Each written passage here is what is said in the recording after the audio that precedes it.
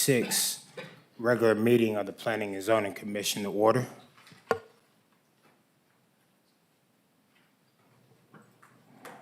Mr. Secretary, can I have a roll call? We may. Commissioner Graybaugh is absent. Commissioner Gray. Here. Commissioner Lowe. Here. Commissioner Stanton. Here. Commissioner Stockton. Here. Commissioner Walters. Here. And I am here. Oh, I'm sorry, and Commissioner Dar. Here. We have a quorum of 7.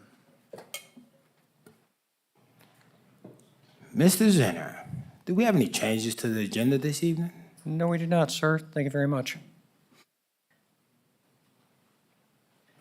I would entertain a motion to approve the agenda. Move to approve the agenda. It's been moved and Second. properly seconded. Thumbs up. Unanimous?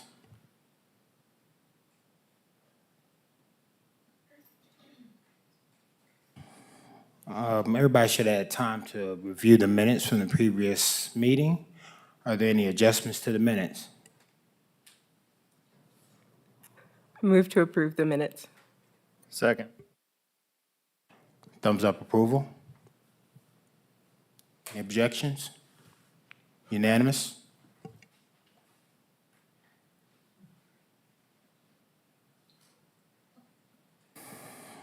All right, ladies and gentlemen, we'll start the public hearing and subdivision section of the meeting. Case 211-2026, a request by Civil Group, the agent, on behalf of Carlton B. Spots and Sylvia K. Spots Family Trust, the owners, and Garrett Homes LLC, contract purchaser, for approval of to rezone 26.91 acres of land located on the north side of Route K, approximately 700 feet east of Old Village Road, from A Agricultural District to R1 One Family Dwelling District, to facilitate development of the property with 10 single-family homes. Gentlemen, can I have a staff report? Yes, you may, and thank you for the introduction. And just for some clarity, there's going to be a preliminary plat that will be read after this, but the decision that we're making on this case right here is only for the rezoning of this property from agriculture to one-family dwelling zoning district. The site's around 27 acres in total size, and postcards were distributed on the 15th of July, letters on the 4th of August, of which there were 33, and an ad was placed in the Columbia Tribune in accordance with state statutes for advertising public hearings. Here is some Google aerial imagery of kind of roughly where this site is.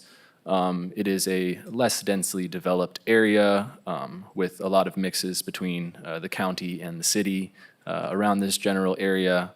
And it's principally developed with single-family dwellings, and that is what this zoning would facilitate should it be approved as well. So it's rezoning from R1 from A to R1 to facilitate development. If it were agriculturally zoned, we would require 2.5 acres per lot, which ironically isn't too different from what's being requested with the preliminary plat, but we'll get to that later. This is just zoning.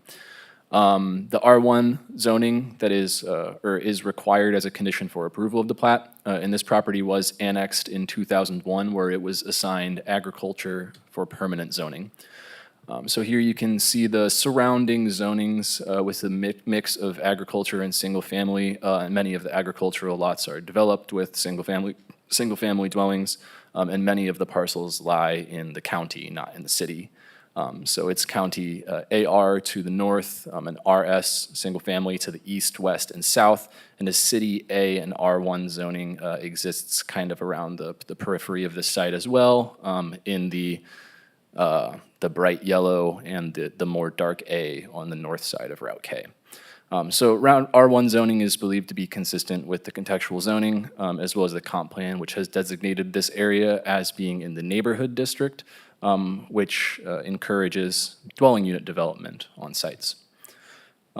So again, I already hashed out what the surrounding zoning is, and staff believes that the R1 zoning is consistent, again, with the contextual zoning and the comprehensive plan. And ultimately, staff would recommend approval to rezone the site from agriculture to R1. And the following presentation will be about the preliminary plat, which is not associated with the zoning. This is just the zoning. So if any other, or if any commission has any questions, happy to answer them now. Thank you. Outstanding. Before we move forward, if there are any fellow commissioners that have contact with the parties to this case outside the public hearing or need to recuse themselves from this case, please do so at this time. I see none. So is there any questions for staff?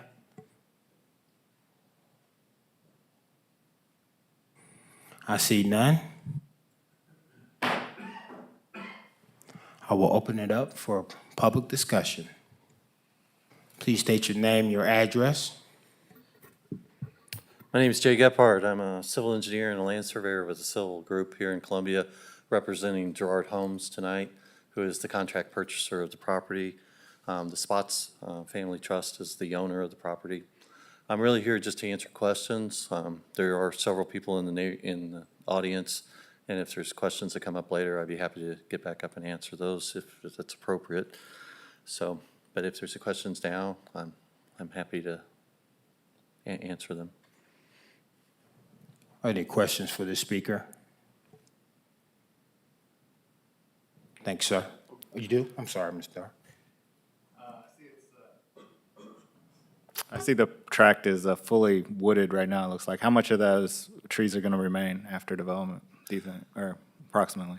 There's two big common area lots on this, and those are tree preservation lots, so we're saving the required amount for tree preservation. It's kind of deceiving, Cody. The center part, that dark green, is mostly cedars, and if you go back in the old aerials, only the areas around the creeks were really wooded back in the 70s even. So it's fields that have come back in the last 30 or 40 years, so it's not considered climax forest in that part. Thank you. Hey, Jay, would you mind, Jesse over here, would you mind giving your address for a court reporter? I think you may Sure. have left that out. My address is 3401 Broadway Business Park Court, Suite 105, Columbia, Missouri 65201, or 203, excuse me. Thank you. Thank you. Are there any other questions for the speaker? Thanks, sir.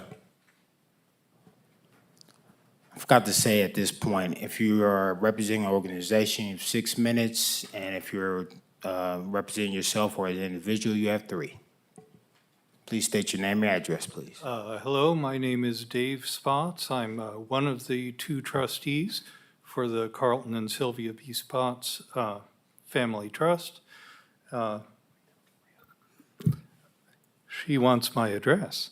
6610 South Old Village Road in Columbia, 65201. For information purposes, that is at the bottom left corner of the area involved, just downhill. My brother is also here. We are the co-trustees, and we're in favor of the replat rezoning issue. Any questions for the speaker?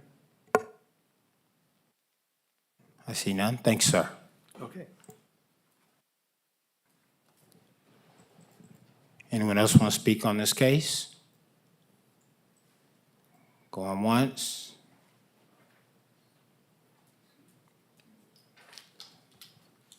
Please state your name and your address for the records. D. Dockin, 804 Egan Street in Columbia.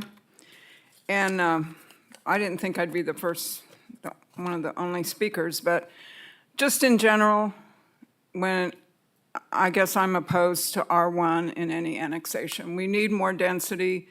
Every time you annex and make something R1, it'll be hard later to go back and change it to R2 or something with more density. If this area is sensitive and can't take the density, then it should be a conservation subdivision with clustered housing and saving things. 2-acre lots is not what Columbia needs. It may be what Columbia will buy, but It's not what it needs.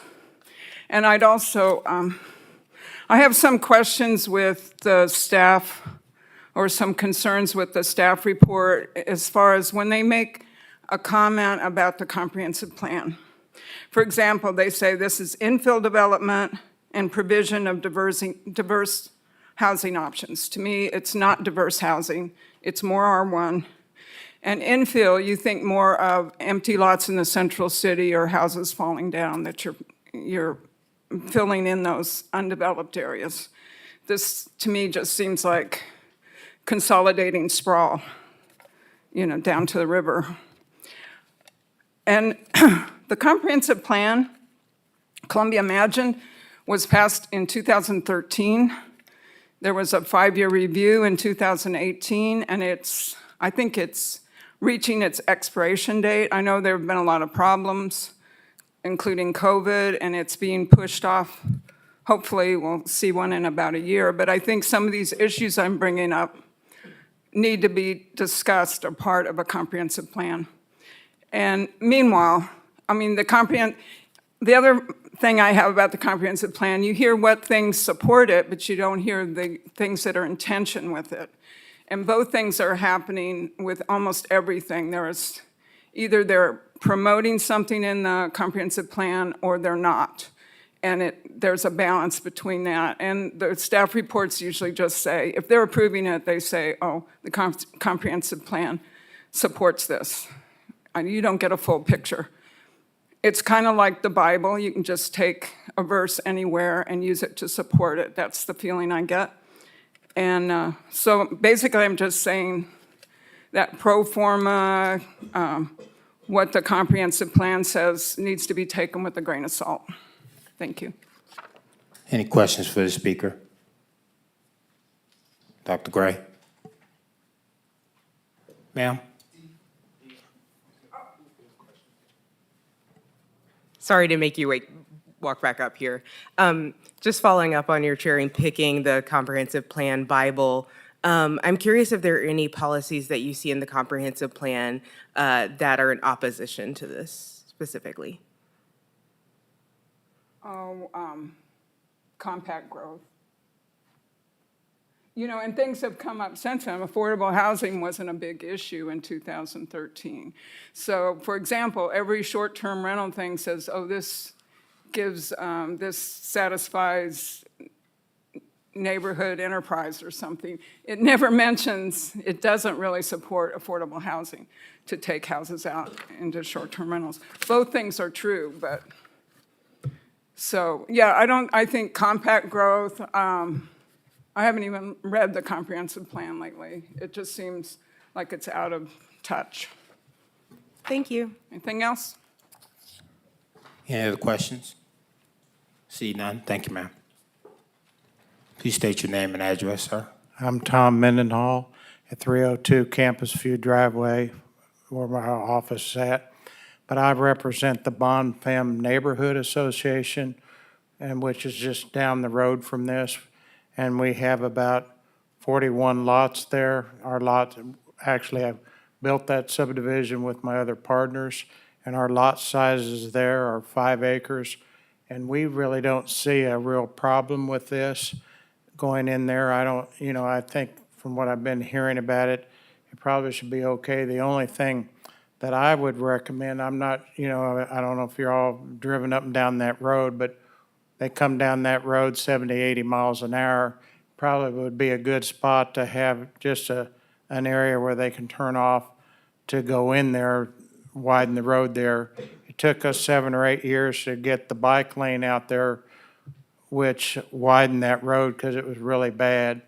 But I don't think this is a problem, and it probably would help slow down some of the accidents and things that take place there, because deer pop out of there all the time. It needs to probably be cleaned up, but our neighborhood is not opposed to this, and I think it's okay. And I would be curious about where they're going to hook up the sewer. We're not positive exactly where that's going to go. But I mean, we're okay with it, and some of our other neighbors are here tonight. And I've lived out there. We built that subdivision back in the 90s, and and seen a lot of growth out there, but this doesn't seem to be too bad of a situation. Any questions for the speaker? Anyone else want to speak on this case? Please state your name and your address for the record.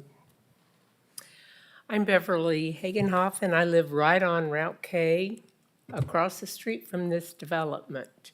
And like the former speaker said, they drive down there 70 and 80 miles an hour. Where is the access to this development going to be? I haven't seen any We specifics. will be getting to that in the next case. Pardon But me? the subdivision is the next case, ma'am. We're talking about the zoning that they're asking for at this Oh, point. the zoning. Okay, I would be opposed to it because of the traffic that we have on Route K right now anyway.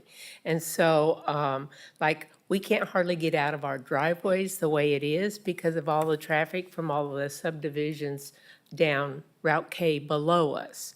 And then we have had an issue with the septic system, the sewering out there, because I tried to get on city sewer and they said I couldn't do that. I tried to get onto the sewer for, that was the lagoon down there, and they wouldn't let me do that because they said it was completely full, and I couldn't allow that. So I had to do my own system at $26,000. So I'm opposed to having more residential areas out there because we don't have the infrastructure to support it. Thank you. Any questions for the speaker? Ma'am, depending on how this case goes, the next case may have some of the answers you're requiring. Feel free to ask questions on the next Okay. case. Anyone else on this case? Please state your name and your address, please.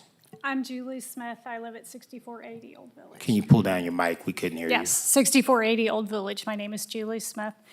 I have to agree with everything she said.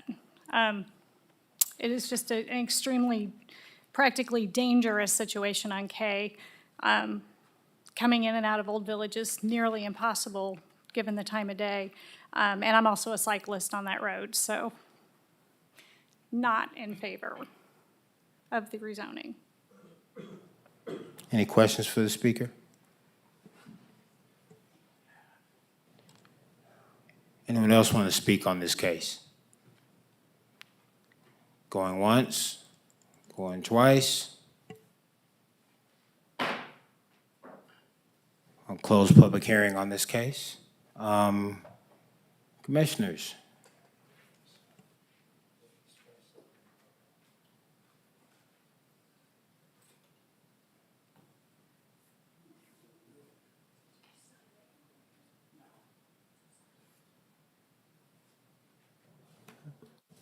Ms. Secretary?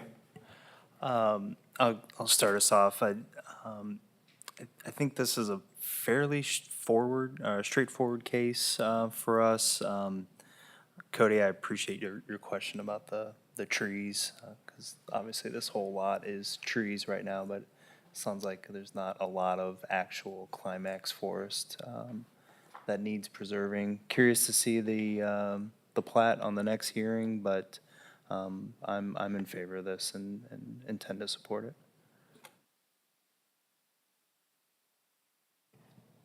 Commissioner Dar? I might defer to Commissioner Gray on this, since she seems to have a good handle on the criteria on each of these types of cases we do. And so on a zoning case, the criteria versus a preliminary plat criteria is different. But to me, we shouldn't be looking at the preliminary plat to make the determination on the zoning, but the preliminary plat does a lot for me to inform me on what's going to actually be there and what kind of uses the residential zoning could get. So when these people bring up questions about, the infrastructure and the sewer capacity and stuff, to me, isn't that the criteria that we are using to evaluate the zoning? I would like to defer to counsel on that. I usually do have my list in front of me, but can you verify the criteria that are involved in this decision, please? Yeah, that would be in 2964, the UDC subsection N. So it is parallels what the director's and staff's evaluation is, which is conforms to city's adopted comprehensive plan, adequate utilities, storm drainage, water, sanitary sewer, electric, and other infrastructure facilities are available to support the development that would be enabled by a proposed zoning map change. Thank you. So by virtue of staff having reviewed this and recommending approval, I'm assuming all those are being met. So, and to me, looking at this, or at least technically, they've been met. I don't have any problem with this. I think this is a good development for this area, so I will be supporting it. Dr. Gray? Thank you. Can I ask a follow-up question of staff? In terms of the review of this application, was there any discussion about R2 or another kind of residential zoning as being appropriate?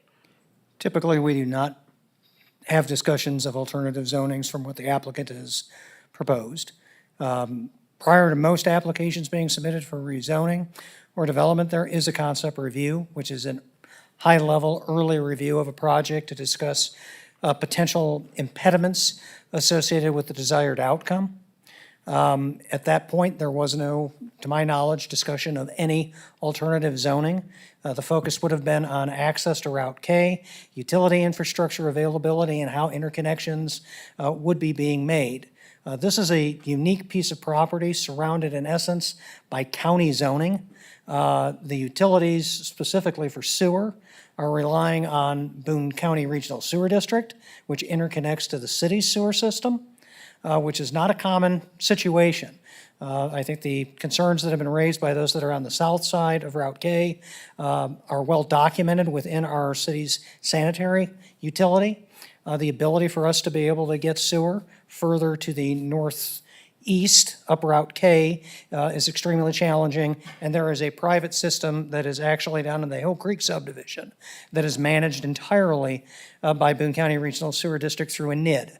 And so there are limitations as to who can connect to that as well, because that system was installed by the property owners of the Hill Creek neighborhood, participating in individual, if I'm not incorrect, lift stations at each of their particular homes. So this particular component or quadrant of the city is a challenging quadrant. But the evaluation of the project, as Mr. Craig read off, we have 13-plus departments that review projects. Those 13 departments have not indicated any indication that this property is not serviceable and that this development is not capable of being able to be constructed. R1 zoning would be consistent with the surrounding RS, and typically when we do an evaluation for land use and comprehensive plan consistency, we are looking at creating and integrating similar topologies of housing into the environment. As Ms. Docken brings up, 2-acre lots are not what we probably would want, but we also cannot dictate to an applicant, other than telling them that their R1 request is inappropriate, that they should have more dense development. The R1 zoning district does not have a maximum lot size. You could put a 10-acre tract of land on R1 in the city. And we have discussed internally potentially establishing a maximum lot size so we can facilitate more dense development, creating potentially a secondary agricultural district that would allow for something more than the subdivision of a property over 5 acres to be divided into 2.5-acre lots. So that is part of what the problem is here. This property zoned A cannot be divided more than twice into 2.5-acre lots. So the density on this property, if it's zoned A and remaining A, is even worse than what it will be if it is zoned R1 and developed with 10 lots. Thank you.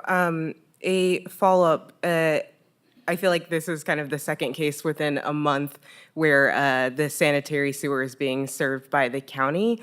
And can you give me a little bit more information about how I can evaluate that as adequate, like the county has the capacity to serve this property?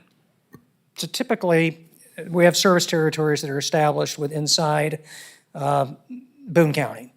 In essence, The Boone County Regional Sewer District serves everything that is out of our general service territory through their series of lift stations.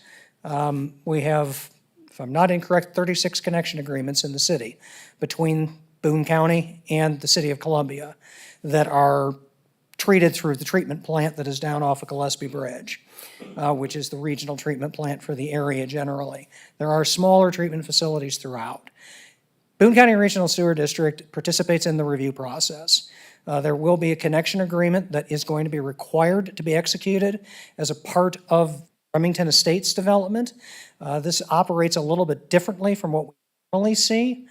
It is that the county is asking the city, because this is inside our service territory, to actually be able to serve this project, which is a clear indication that there is capacity by which they have available, or they wouldn't be asking to be able to serve inside our territory.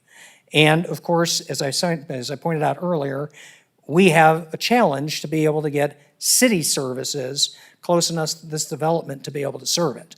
And so we rely on the interconnections that we have between the sewer district or between the city and the sewer district to support public sewer systems instead of having on-site lagoons or private drip systems or other systems similar to what's on the south side of Route K.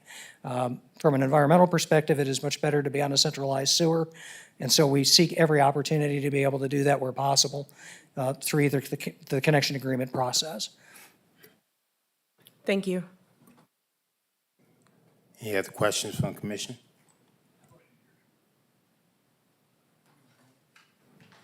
I would entertain a motion. Commissioner Dar? Regarding case number 211-2026, Remington Estates rezoning, I would make a motion to recommend approval of the proposed rezoning from A to R1. Second. It's been moved and properly seconded. Ms. Secretary?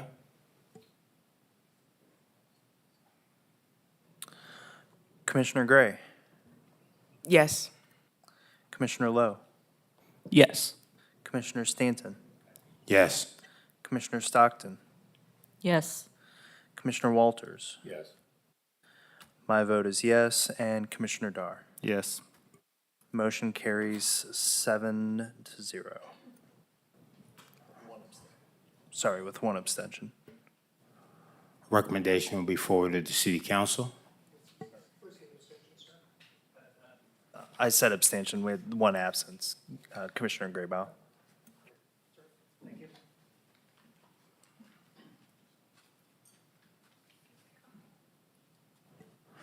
Let's move on to our next case, case 210-2026, Remington Estates preliminary plat. Sir, that's case 210, 2026. Correction, sorry, Mr. Zenner. Sharp today. Case 210-2026, Remington Estates preliminary plat. A request by Civil Group on behalf of the Carlton Spots and Sylvia K. Spots Family Trust and Gerald Homes LLC for approval of a 12-lot preliminary plat of A agricultural zone property to be known as Remington Estates. A concurrent rezoning request, case 211-2026, has been submitted seeking approval to rezone the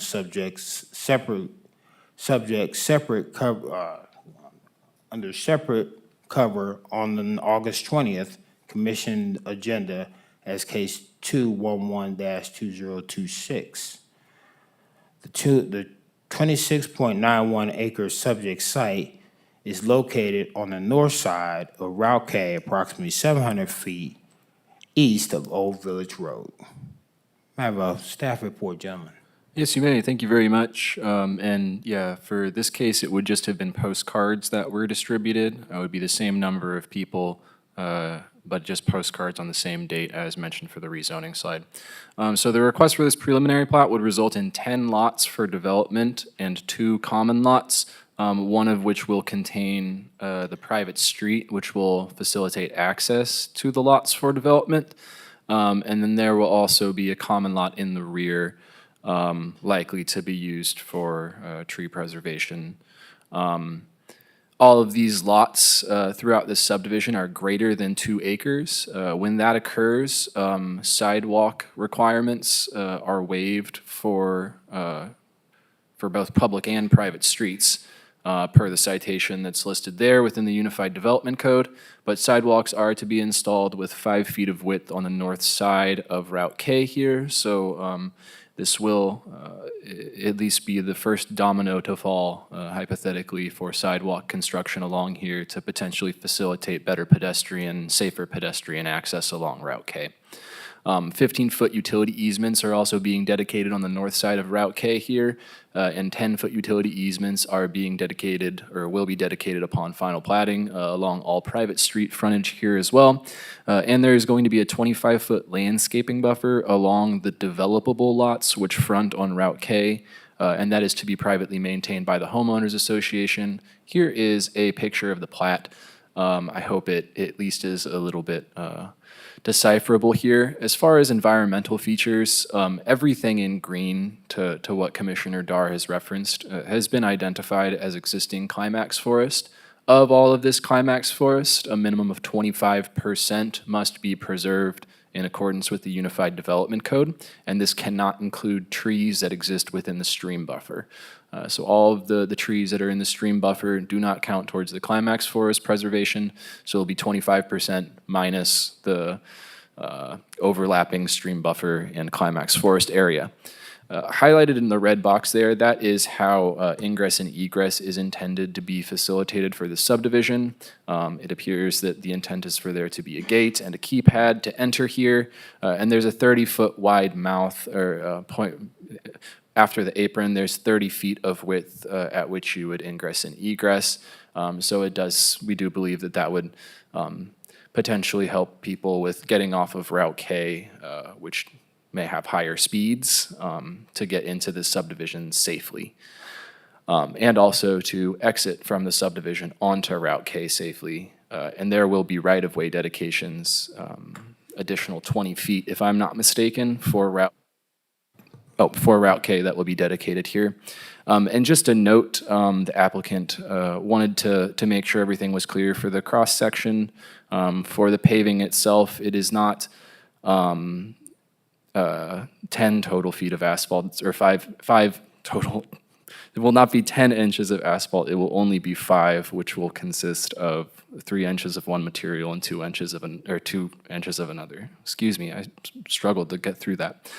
Anyway, so you can see the access here. All of the private street is to be developed within a common lot, which will be platted as an ingress-egress easement. It's going to have 20 feet of width, which would mean that parking would likely not occur on one side or on any side of the street, but ultimately, if it's a privately maintained street, it's kind of up to their discretion on how they're going to do that.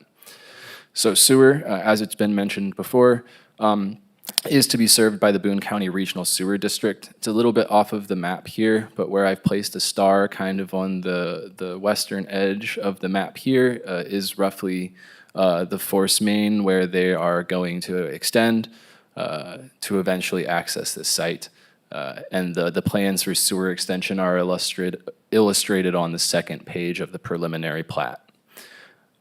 This does require a connection agreement, as Mr. Zenner noted. It's currently being reviewed by utilities, to my knowledge, and this must be approved and executed prior to the preliminary plat going to City Council. An extension of the sewer main must be approved. The engineering for it must be approved before a final plat could be introduced to City Council, so we would have assurances that this can be extended in in an acceptable manner before we create developable lots. Water on this site's to be served by Consolidated Water, and electric's to be served by the Boone Electric Cooperative, so city utilities are not really on this site at all. Again, like I mentioned before, 20-foot right-of-way dedications for Route K half-width, which is 50 feet because it is classified as a minor arterial on the Catso Major Roadway Plan. So everything I've highlighted here in red, unless I'm missing something, is the common lot in which the ingress-egress easement will be platted. And you can see all of the lots will have frontage on this, and so they'll all be able to have access. It's a private street, not a private drive, semantically by definition, because it serves more than 5 lots. If it were a private drive, then potentially it wouldn't need to be put in a common lot, but it is, so it is. And then there's also going to be a 20-foot access easement that you can see highlighted in green on this map that leads to the common lot, just to ensure that access is available to all people to these lots, even if it's not vehicular access inherently.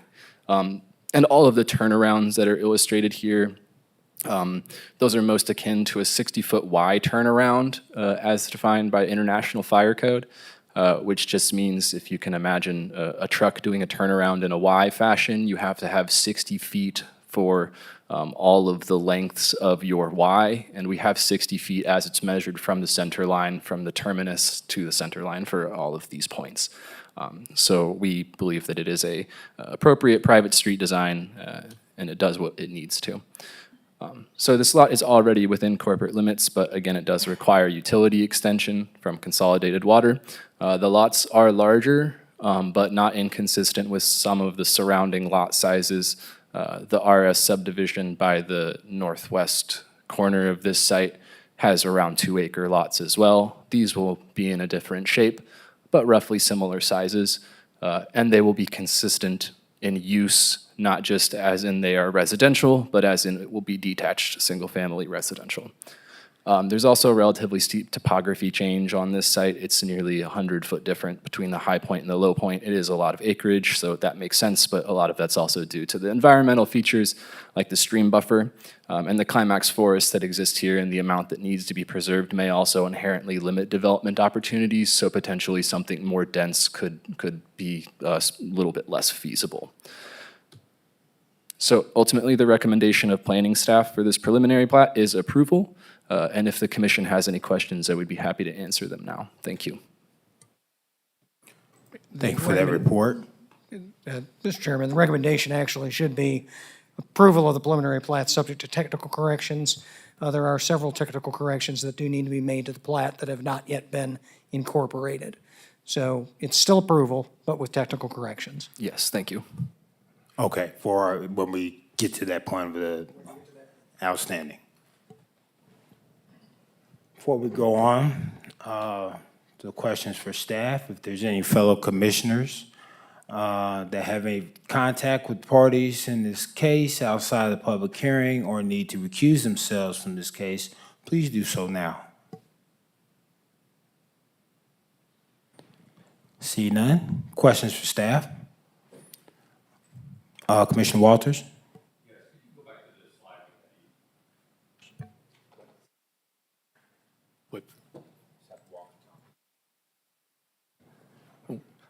Okay, sorry about that. Could you go back to the slide that shows the diagonal red stripes? The what, sorry? The slide that has the diagonal red stripes there on the map, that one. Oh, okay. For the benefit of the audience and for the commission, could you kind of indicate with the cursor on this map where the entry would be? Where the what on this map? Oh, the entry on this. I think, I was going to say it's around the middle of it. I don't know exactly which one of the homes along here kind of has an aligned driveway. I think it's around the middle. Okay. Pat might be helping me out. I think that might be beneficial to see the bigger context for the audience.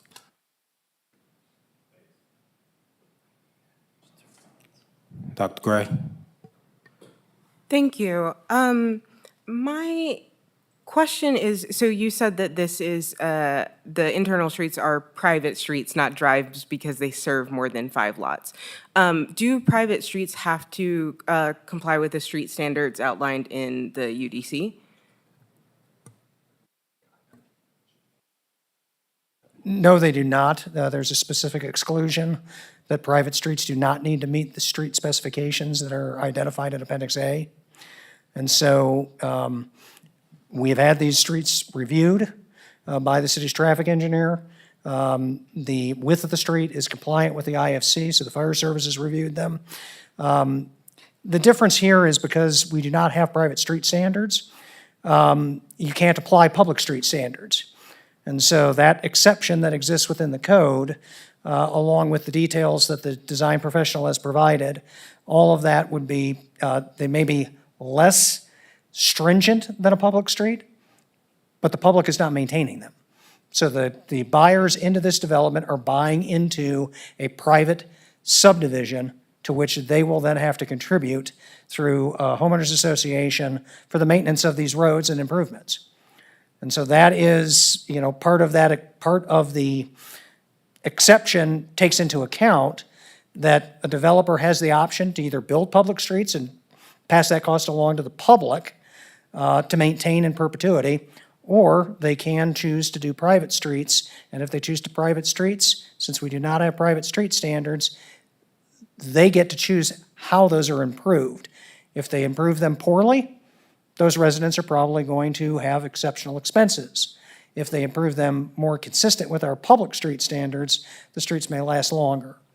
Again, this is a topic that has been discussed internally to create private street standards. I have worked in jurisdictions to where public streets and private streets were built to the exact same street standard because it never failed. A private subdivision wants their streets maintained by the public entity. And we would not take private streets because they were not fully improved to the public street standard. And so the city's traffic engineer and I have talked about this for years, but we have not yet arrived at a standard for private streets that is either a variant of our public street standard or something entirely new.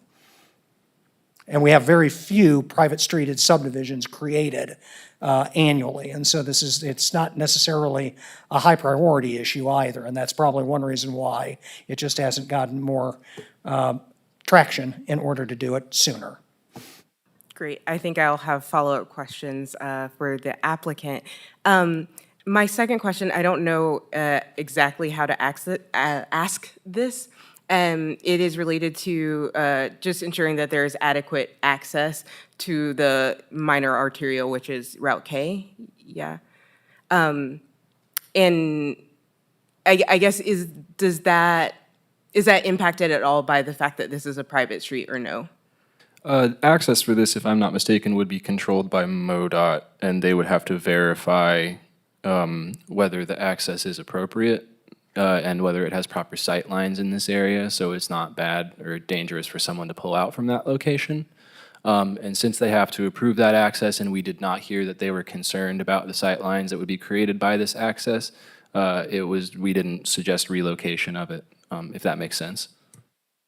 If you're asking the question about width and radii for what will ultimately be how you're getting off of Route K, there is a standard that we utilize for radiuses, and I can let Mr. Gebhardt respond to that for residential streets. As the street classification goes up, so too does the radius entering into that street. But if this is a 30-foot throat length going in, 30-foot wide, coming in off of Route K, that 30 feet is going to be very consistent with what you would have with a typical 50-foot wide residential street, which has a 28-foot pavement section within it.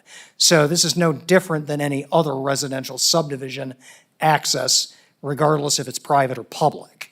So saying that it may be less safe, I don't think we can draw that conclusion, because it is almost identical, maybe even a little bit larger than a typical residential street that would enter in. The right-of-way that will be cleared is significantly different. And so, as Mr. Coons pointed out, the sight lines that will have to be assured have been met from the access point. Those get verified at the time that final engineering is submitted for the road connection and the permit that will be required. So if there is a little bit of additional tree clearing that may need to occur in order to make sure that that site triangle is made, that's going to be part of that permit. Thank you so much for finding clarity in that question when I offered very little. My last kind of follow-up question, you said that that is a MoDOT controlled street. So if there were any issues with sightline or mitigation efforts that were needed, that would be discussed, decided in the permitting process, and that happens after final plat? Part of probably our design review of the construction plans for the final plat, because you'll have to establish clearing limits, you'll have to establish the placement of the driveway as part of the construction plans. Construction plan approval is required prior to final plat approval by city council. So the permit may not be issued prior to the plat being presented to council, but the plans will have been approved to which the permit then is being issued. So we will have the details worked out before you get the final plat to create the lots for sale to our city council. Hopefully that answers that question. It does, thank you. Any other questions, Commission? Ms. Secretary? We talked about this at our last meeting with the case up north, but what would trigger the need for a right-hand turn lane? Is it a speed thing? Is it a sight distance? And do we have enough room to do that in the future if we need to, as we see developments come on along Route K? So typically, when we assess the necessity for a traffic impact analysis or a study, it's based upon trips in the peak hour. And most developments of this scale don't really trigger the 100 trips in the peak hour. The right-of-way presently is substandard, and so the platting of the additional 20 feet of right-of-way as a part of this subdivision action is intended to address the lack of capacity to expand the roadway. But because there is not an identified demand for a turn lane based upon the ITE manual and the trips that would be generated from this, there's really not a rational nexus to connect that improvement. If there were other extenuating circumstances or factors, that possibly would be, but there were none identified. So really what we are dealing with is we're dealing with a segment of roadway that probably has excessive speeds on it. This is a straighter roadway section. It does have some vertical deflection, not much horizontal deflection though. And so if it had horizontal deflection, you would probably see slower speed limits. The way of introducing opportunities to just reduce speed is probably to increase the amount of points of access. And so as this development is on a piece of Route K that does not have a lot of access on it, speeds are going to likely be elevated. You put a driveway approach to a residential subdivision out here and you sign it properly, you're likely possibly going to see a reduction maybe, because you never know when somebody may pop out of that private residential street. Ultimately, as the roadway is widened through future improvements, as was discussed at your project up off of Brown School, it is possible that some of the safety-related issues also may be being addressed. But right now, the way that the code is set up, the applicant is obligated to dedicate the width of the substandard road right-of-way, and then if there were additional supplemental improvements, they would be required to install those. They are not required to upgrade the insufficiency maybe of the existing paved section of the roadway. Pursuant to our regulations, we get the dedication, which helps reduce cost, and then a capital project most likely would come at a later date to make the other improvements to Route K that are probably lacking at this point in this segment of the roadway. Perfect. Thank you for the detailed explanation. Dr. Gray? Sorry, I have one more question because this came up in previous discussion. So this was annexed in 2001, but is previously undeveloped. So this is a greenfield scenario? It would be considered that. I think, and I was going to get to this during staff comments, infill development to us isn't just infill development inside the central city. Infill development is anything that actually occurs where we have a developed environment around it. It is not ex-urban development. which is classically defined as sprawl. This is filling in a hole that has existed since 2001. Therefore, by definition, and our assessment and our determination of infill, this is infill development, because we haven't chosen a site somewhere on the fringe. And yes, we would prefer infill development in our downtown, but sites like this don't exist. And the applicant didn't have access to something that was this size. They chose to buy this property or have a contract on it. And we've evaluated it based on what they would like to do based on the zoning. Thank you. Any other questions, Commissioners? I see none. I'm going to open it up to public hearing. I'll spare you the gavel on this one. Thank you. Jay Gephardt with the Civil Group, 3401 Broadway Business Park Court. I pay attention, Jesse. Columbia, Missouri, 65203, Suite 105.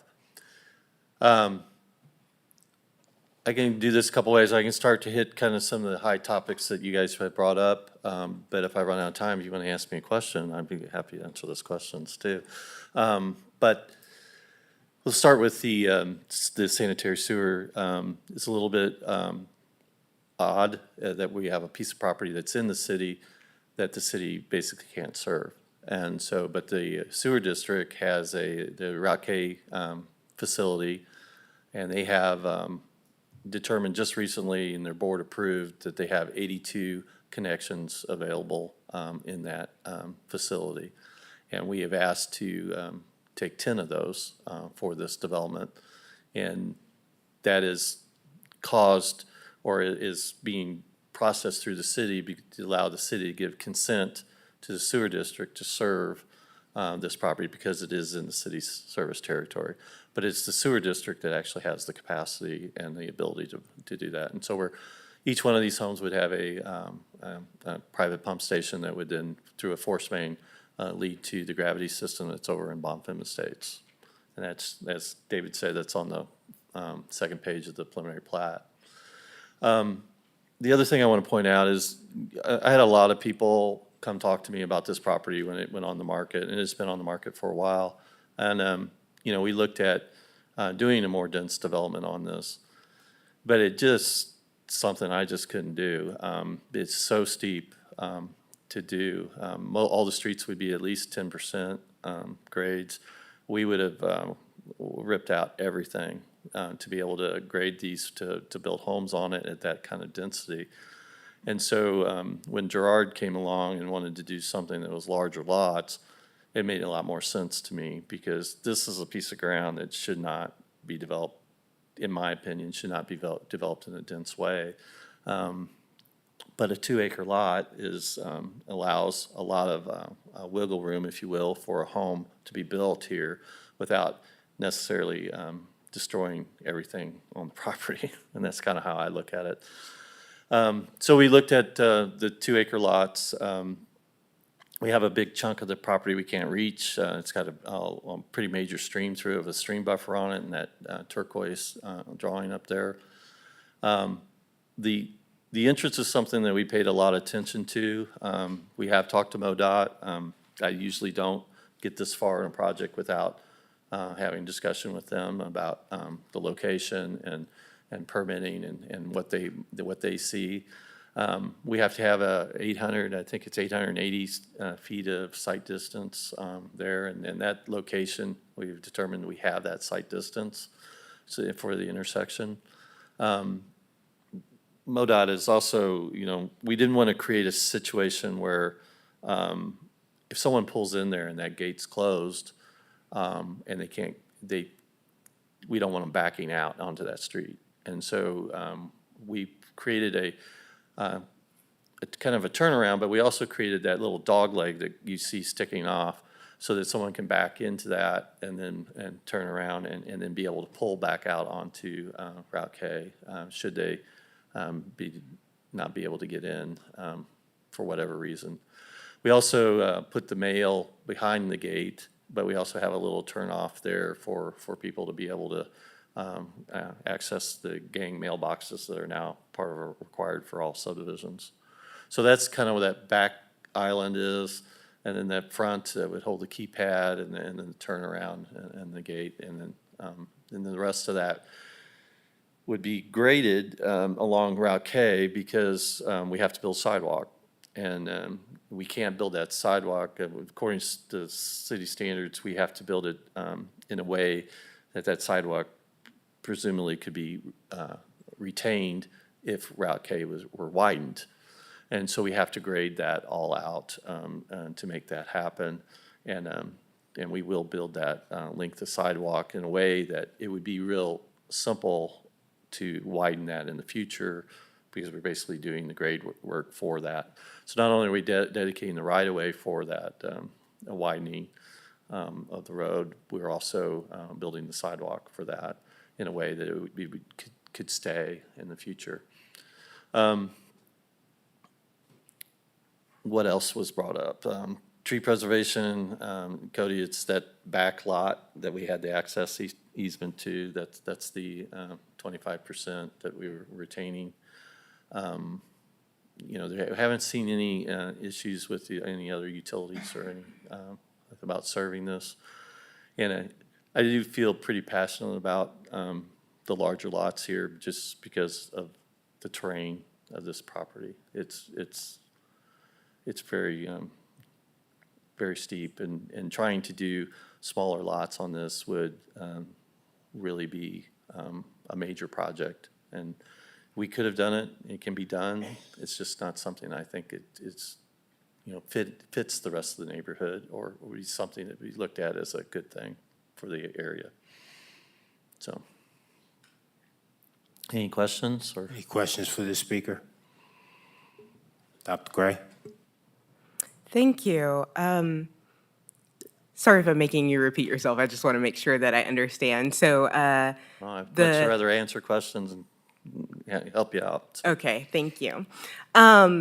So the primary reason for this level of density and lot configuration / number of lots to you is because of the topographical features, and that it would be cost prohibitive to have more density. Not necessarily a true statement. You could do this and you could probably make the numbers work. I'm just saying it would be a rock quarry when we were done. You know, it just would be pretty ugly to make that happen. And so why take a piece of property that just, you know, let's do that at other places where it's more appropriate and not try to do it on a piece like this. And part of the thing too, what I wanted to say earlier is the private road and the width of the road. I mean, we're serving 10 lots, and in the A zoning, if you take 27 and divide it by the 2.5 acres, you come up with 11 lots. And so we're doing 10 lots. So we're asked for the RS zoning, or R1 zoning, because we had to do the common area lots and create some additional lots that we can't build on. But you know, the road only serves 10 families. And so it's not like it needs to be wide or accommodate a lot of parking or anything. The lots will be large enough to have, you know, parking on them and things like that. So a lot of this was, you know, I put a lot of thought into trying to how can we do this in a way that does the minimum amount of disruption to the ground, creates, you know, nice lots that people can build on, and not try to do something that is more dense. And Ms. Gray, to answer your question, it's something I've struggled with my whole career is I can take any piece of ground and I can lay it out in any number of lots, and I can have, you know, 300 lots on it, or I could have 100 lots on it, and I can make the numbers work, right? And I can make it work. We can engineer it, and we can spend the money, and the way the cost of lots today are so high that, you know, if I do a layout and I add 10 more lots to this, you know, that's $1.5 million, you know, so you can move a lot of dirt and you can tear a lot of stuff up with that money.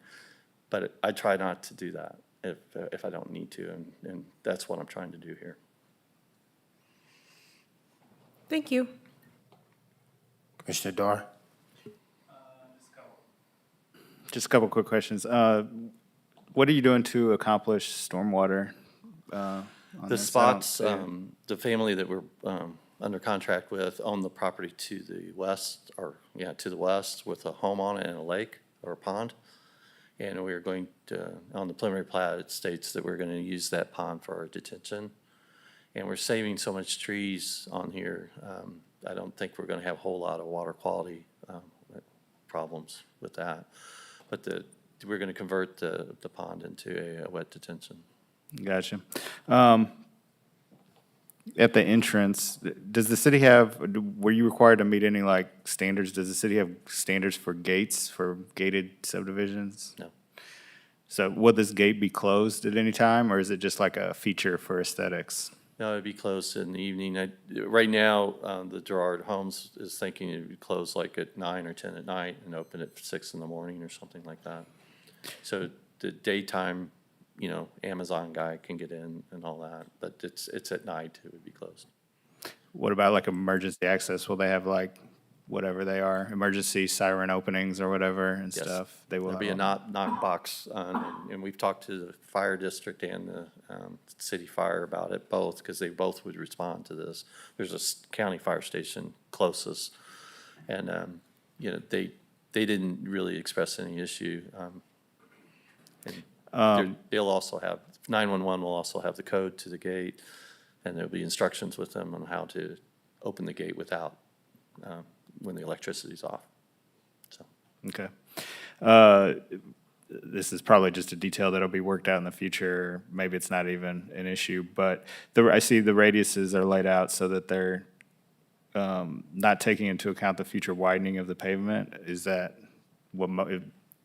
is there a reason why we didn't want to like add a little bit of more pavement for the future widening and then start the radiuses? MoDOT may require that, Cody. They haven't looked at the geometry of that closely at this point. Well, I was more concerned about the site distance and location. Okay. Lastly, I was just, as an overall, I like this layout. I like what you did with the turnarounds and not having to have a big like cul-de-sac bulb that you have to pad out by doing the hammerheads and working with the contours. I think I like the layout. I think it'll be a nice subdivision even with the challenging terrain. So good job. Thank you. Any other questions from the commission? Yeah. So one question I have with this is, given the speeds on Route K and you mentioned the gate being closed, I'll say that this says experience having driven a FedEx truck, but a lot of times we run outside those hours. Have you evaluated, like if a box truck, if it goes to pull in here, is going to be able to turn around if that gate's closed? Because I know backing out on these roads is rough. That little dog leg that sticks up is actually a leg of an IFC compliant turnaround. So it's made for a fire truck to turn around. And I don't know the dimensions of the box truck, but I think the fire trucks are a little bit bigger.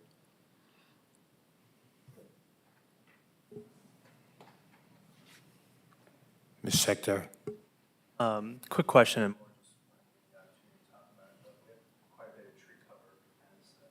Are mentioned. Can you give us an idea of percentage of these trees that you're going to try to keep? Well, we're required to require the 25%, which is on that common area lot, but on the individual lots, I mean, if these are 5,000 square foot houses, 2 acres is 80,000 square feet. So by the time you put a driveway in and all that, I mean, you might be an eighth or to a tenth of the lot would be disturbed instead of in the rest of it. Any property owner buys it, I mean, they could go down and mow down all the trees if they want, but that's not what they're buying. I don't think that's likely to happen. Would it be fair to say that you're going to be, once this is fully built out, that far more than 25% is going to be remaining? Yeah. Dr. Gray? Thank you. One more question that I had for you. Given that this is a private street, it would be maintained by the residents. Is that under an HOA or something else? Yeah, there's an HOA and there's a whole section being written for not only, dues and for upkeep, but also replacement. And we spent a lot of time talking. You guys probably don't know Rob Christensen, but he owns Christensen Construction. He's a asphalt guy. His his dad started it, but, so he's been in the asphalt business his whole life. And he's the one that recommended this section of 5 inches of asphalt on 8 inches of rock. He's given us a schedule of, of how often it might need to be, the steps that would be taken.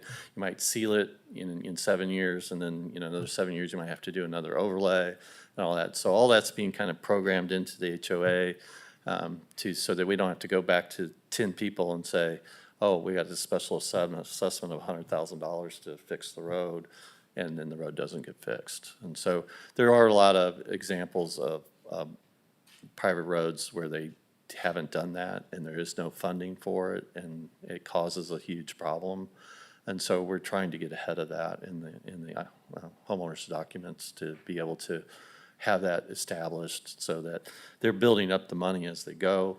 And when those events happen, hopefully they'll have most, if not all, the money available to do that. Thank you. Any other questions for the speaker? I see none. Thanks, sir. Thank you. Anyone else wish to speak on this case? Come forward, state your name and your address. You may have to move that microphone down so we can hear you. Beverly Hagenhoff, 650 West Route K, 65203. And my driveway is almost exactly where that pullout is. How in the world am I ever going to get out of there at 7 to 8 o'clock in the morning? And with with the gate, then what about the rush hour in the evening when everybody's coming south Route K and you turn off and you have to wait for somebody to open the gate to get in? I mean, people pass me on the shoulder and in the ditch when I have to turn off to get into my driveway, which is on the south side of Route K. And so that's a big concern for me, because I've almost had people ramming me in the rear because they're too anxious to get around. And the second issue I have is, my neighbor said when the houses were, or what he said was that the sewer line is on the south side of Route K. Are you going to put another sewer line in on the other side of Route K? Where I didn't understand where the septic system was going to end up being placed and where it's going to drain. So if somebody could answer that for me.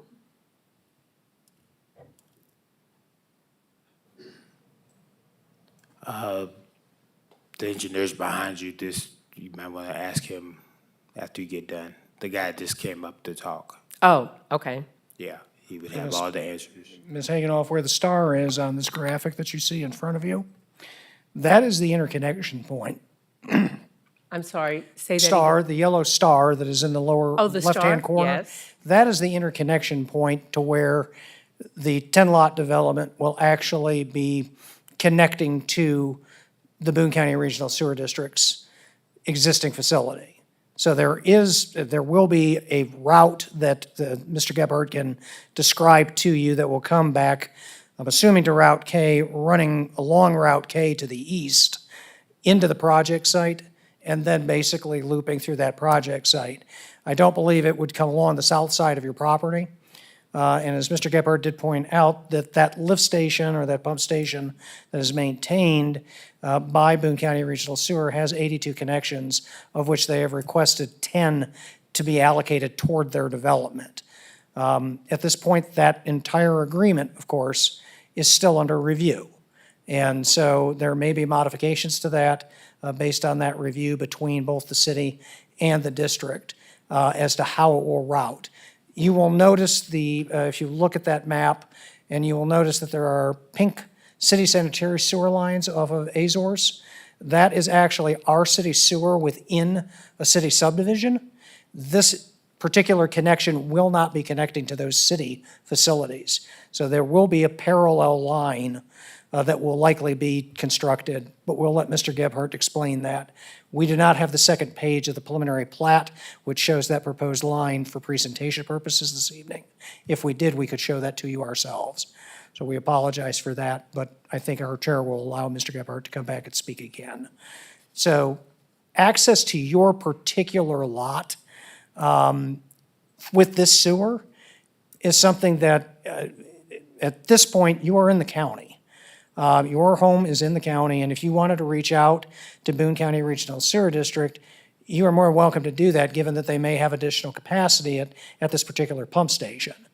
And they may be able to give you a solution. That's after I've already spent $26,000. I agree. So if you have a functioning system, it may not be worth the additional expense. I'm only telling you that that is maybe what is available to you and your neighbors if you wanted to get on a central sewer system, if you were having problems with your on-sites.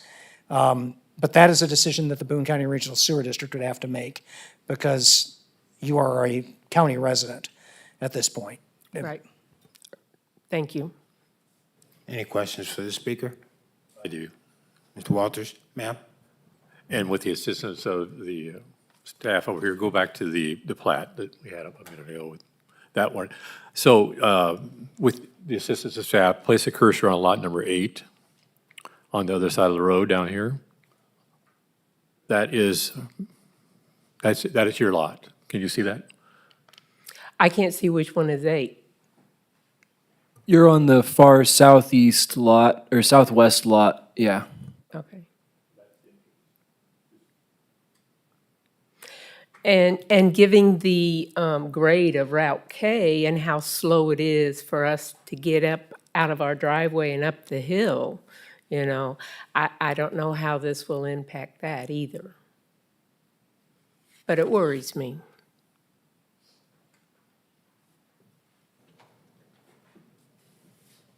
Anyone else will come and speak on this case?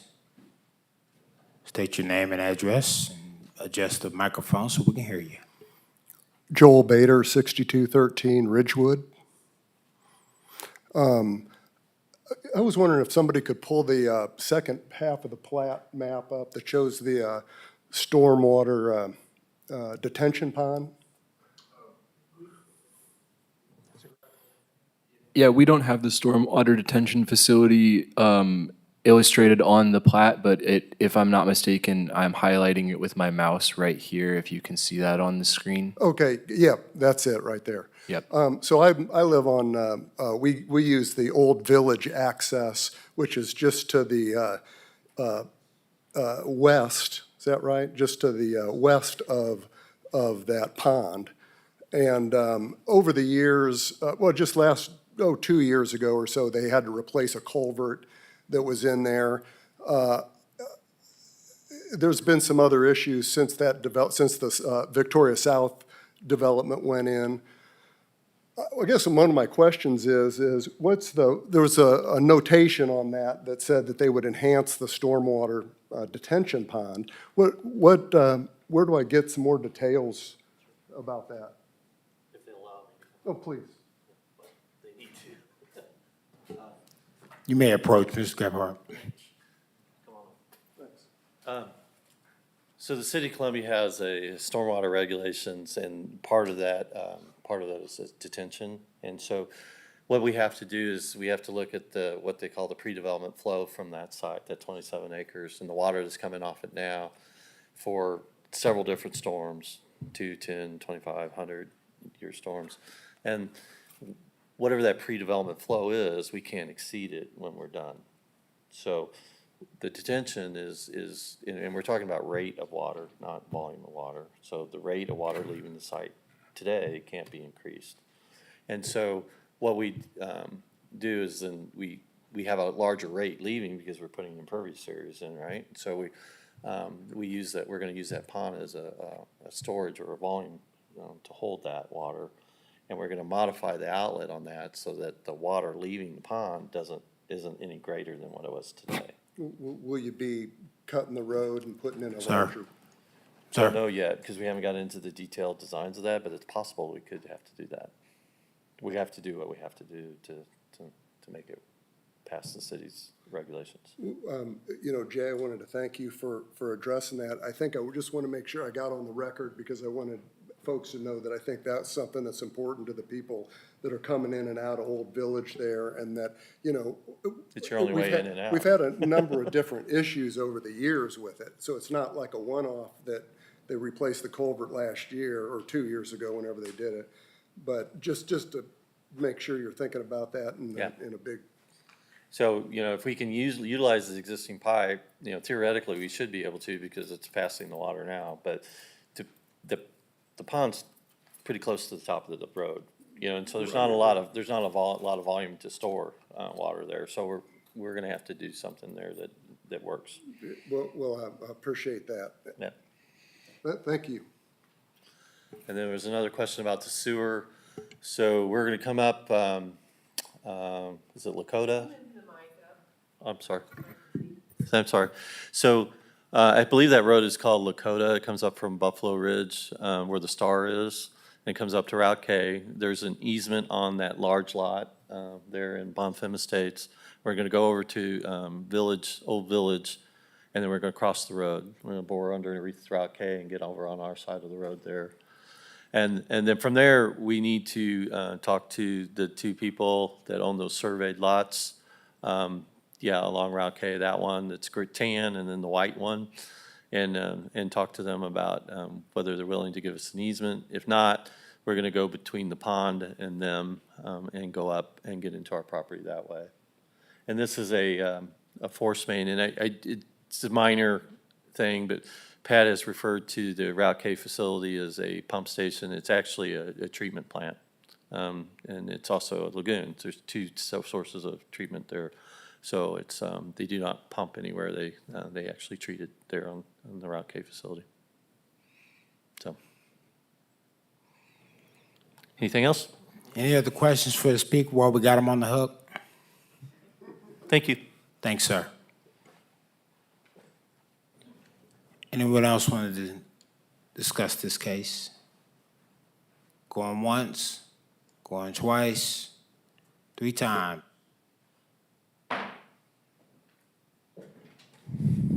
Commissioners, what's your thoughts?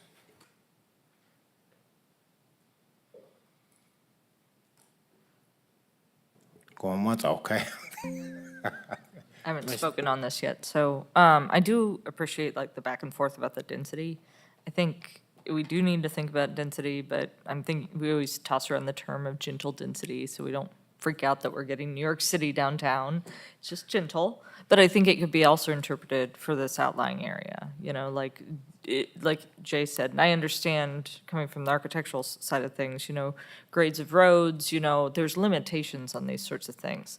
And so if you're trying to put in more housing in this area, there are repercussions, and it's not always cost, but technicalities. And, you know, this is a forested area. If we want to protect some of it, I think this, overall, I'm for it. I think the density looks appropriate. I think probably could have opted for concrete versus asphalt, but I understand the differences in cost there. So I think it's appropriate, like a lot of the cases we're seeing lately, these county roads and turnoffs and fast speed seems to be the theme of the summer. So I think we're gonna have to figure out how to address that, even if it's not within our realm here. So just something to put a pin in, I think, as time goes on, because we don't want the residents nearby in danger or people that are passing through. Any other questions or discussion? Yeah, I like concrete too. Mr. Secretary? Just want to echo a lot of previous commissioners' comments, and something that hasn't been brought up, just in terms of the discussion around density, is that this parcel of land is pretty close to Rockbridge State Park.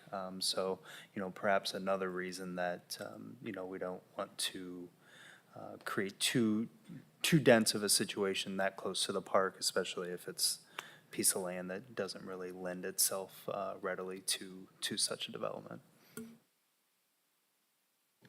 Dr. Gray?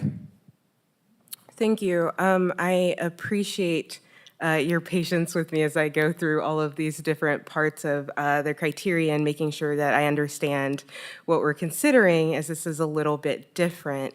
I do also hear the public's testimony about concerns about traffic infrastructure, and I hope that some of the things that you have learned here are either an answer or an entry point to an answer or solution, and that a platting decision is not necessarily going to solve or make worse all of the issues or challenges that you're encountering.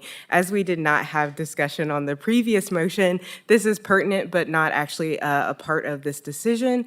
I think the conversations about density and infill are incredibly important, and as Ms. Stockin brought up, the comprehensive plan is limited and does have tensions in its policies. However, as a person who is a nerd and has read through the entire thing, I recognize that the housing study is not a part of that.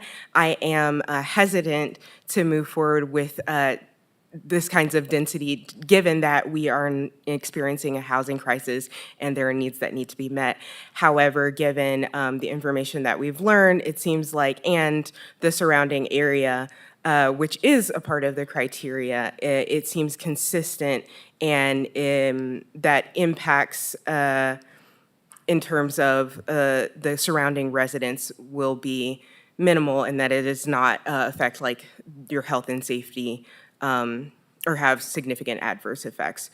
So in that way, given that it comports with the comprehensive plan broadly and its goals, that there is adequate, if challenging infrastructure needs that need to be met, I plan on supporting this. Any other questions, comments, concerns? I would entertain a motion then. Regarding Remington Estates preliminary plat, case number 210-2026, I would make a motion to recommend approval of the proposed preliminary plat, Remington Estates. I would like to add subject to technical corrections. Subject to technical corrections. Second.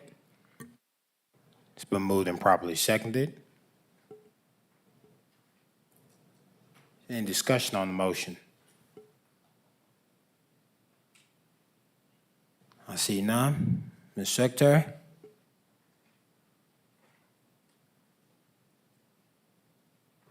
Commissioner Gray.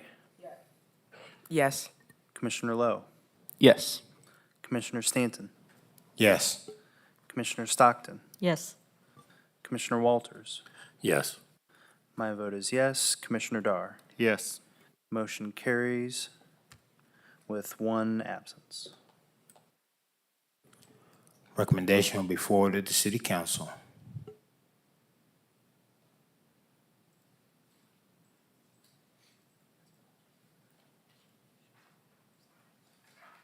We're now moving into the public hearing section of our lovely meeting this evening. Let's start with case 208-2026, 6000 Scott Boulevard, permanent zoning. Bear with me, I'm getting used to holding my finger on this button all night. A request by Civil Group on behalf of the MBK Investment LLC for approval of a permanently zoned approximately 10 acres of property from County A1 zoning to City RMF, which is multifamily dwelling, and a MN mixed-use neighborhood district upon annexation into city limits. The applicant is requesting 8 acres be zoned RMF and the remaining 2 acres be zoned MN. The subject site is located southeast of the intersection of Scott Boulevard and State Highway KK and includes the address 6000 Scott Boulevard. May we have a staff report, please? Yes, you may. Thank you. Yeah, all of the information you already read is correct. And then public notice, just wanted to note I failed to revise the dates and the counts in my report, so I am sorry for that error in fact. Postcards were distributed on the 20th of July. There were 13. Notification letters were on the 3rd of August, of which there were 13. And in accordance with state statutes, an advertisement was placed in the Columbia Tribune for the 4th of August, notifying community members of this public hearing. Also wanted to note that 2 emails were received after the agenda was published, which should be printed and distributed to the commissioners today.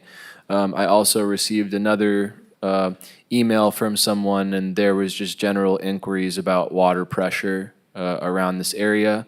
This site is served by Consolidated Water. It is not served by the city, which is principally where the concerns around water pressure exist, is for the subdivision to the north, which is serviced by the city. Again, this will not be serviced by the city for water. So here is the zoning graphic as provided by the applicant, which is illustrative of what zoning districts are being requested and in what locations. So the 2 acres, if you were to divide this lot into fifths, the fifth that is closest to the intersection of KK and Scott is what is requesting mixed-use neighborhood zoning. The remaining 8 acres, so the remaining 4/5, all requesting residential multifamily zoning. Yeah, just take in the zoning graphic here. Here's the parcel viewer. Principal land uses around here that are not detached single-family residences are Beulah Ralph Elementary, as well as the Family Daycare Center. And I think it's of note that the lot that's north of the Family Daycare Center is entitled for development of a 5,000 square foot retail commercial building, if I'm remembering correctly. So there is more opportunity for commercial development on the northeast corner of this site as well.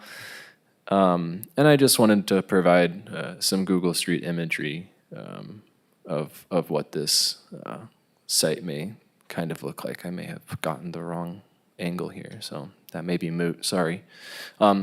Here's the here's the zoning graphic. It's a joint between the city's zoning map and the city's zoning map.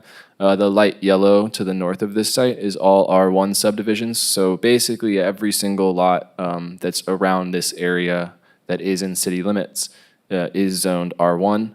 The PD zoned lots are gray, and those are principally developed with detached single-family dwellings, although there is the Family Daycare Center and entitlements for a 5,000 square foot retail building that have not yet been pursued. The county zoning around this area is A, if it's lighter, which is a 10-acre agricultural minimum lot, and then the darker green is A2, which is a 2.5-acre minimum lot size agricultural zoning. I kind of hashed through all of this here, so I don't want to belabor it too much longer. But really, even the commercial zoning that exists around here, like the MN zoned lot that's to the southwest corner of the intersection, or the roundabout rather, has not yet been developed despite being rezoned to mixed-use neighborhood in 2018.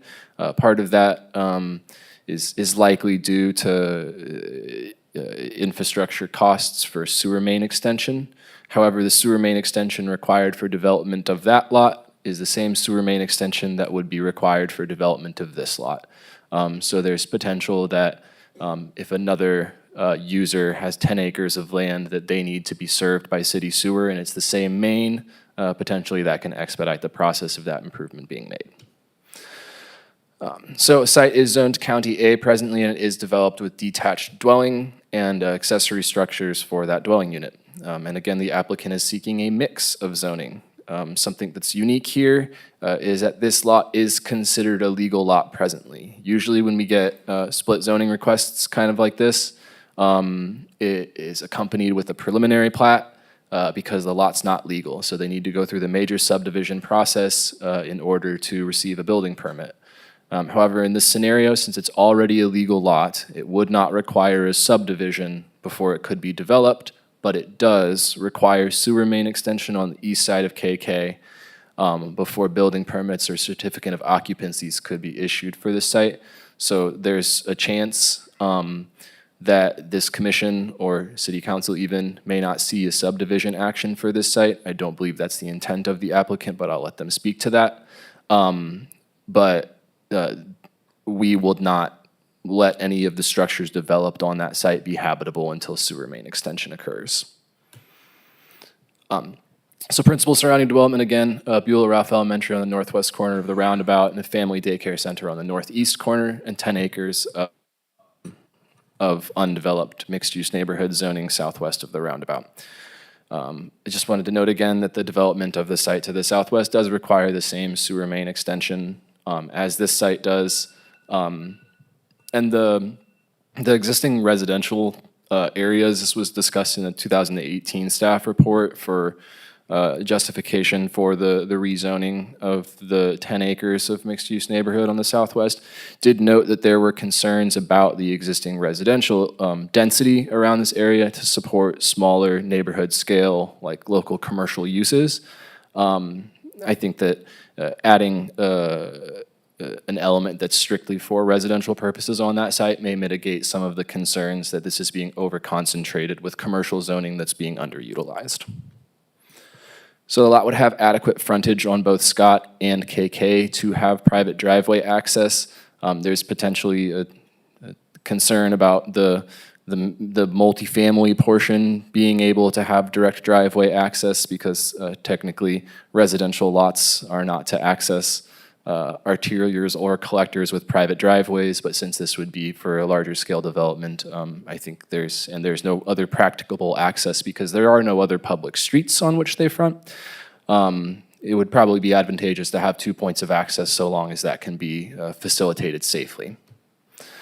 The sewer main extension that I have been referring to throughout this project is roughly starting at the star on the northeast corner of the map to the left. It'll go across KK at some point, and then it'll be extended all the way on the east side of KK down south to this site. And then if the 10 acres of MN on the other side of Scott also want to be developed, it will likely need to be bored under Scott to access that site. Water pressure concerns, which we understand are definitely top of mind for residents of the subdivision north of this site, are not believed to be an issue here because it is served by Consolidated Water. I've included email correspondence from Consolidated Water in comments that we got when we distributed this to them, just to kind of ensure people that this will be served by Consolidated Water and they do not have concerns with capacity as it relates to the size of their mains, nor meeting fire flow requirements for the city. The only potential upgrades as it relates to water infrastructure here would be a heavier pipe material at the entrances into the development, and they may also potentially need to be relocated. And the mains that would serve this site are to be 6 or 8 inch is the guidance that Consolidated Water has provided to the applicant here. Electric utility will be served by Boone Electric Co-op. I did not receive any concerns about capacity. So this requested zoning district, or both of them really, technically do comport with the neighborhood designation, which in the future land use map. And even though MN does allow some commercial uses, the neighborhood designation does include support for potential for creating commercial nodes to serve surrounding residential uses or smaller scale commercial uses to support a neighborhood. The mixed-use neighborhood zoning district also, as a note, does allow all residential uses. So if the appetite is not for commercial development, there would still be residential options that could be pursued here that would be consistent with what you can develop in the multifamily zoning district. And the multifamily zoning district also allows all residential use types, and it would permit certainly higher levels of density than what exists to the north of this site or in the county A1 zoned lots. But it also could be an amount of density that's necessary to support commercial uses that may be pursued on the site.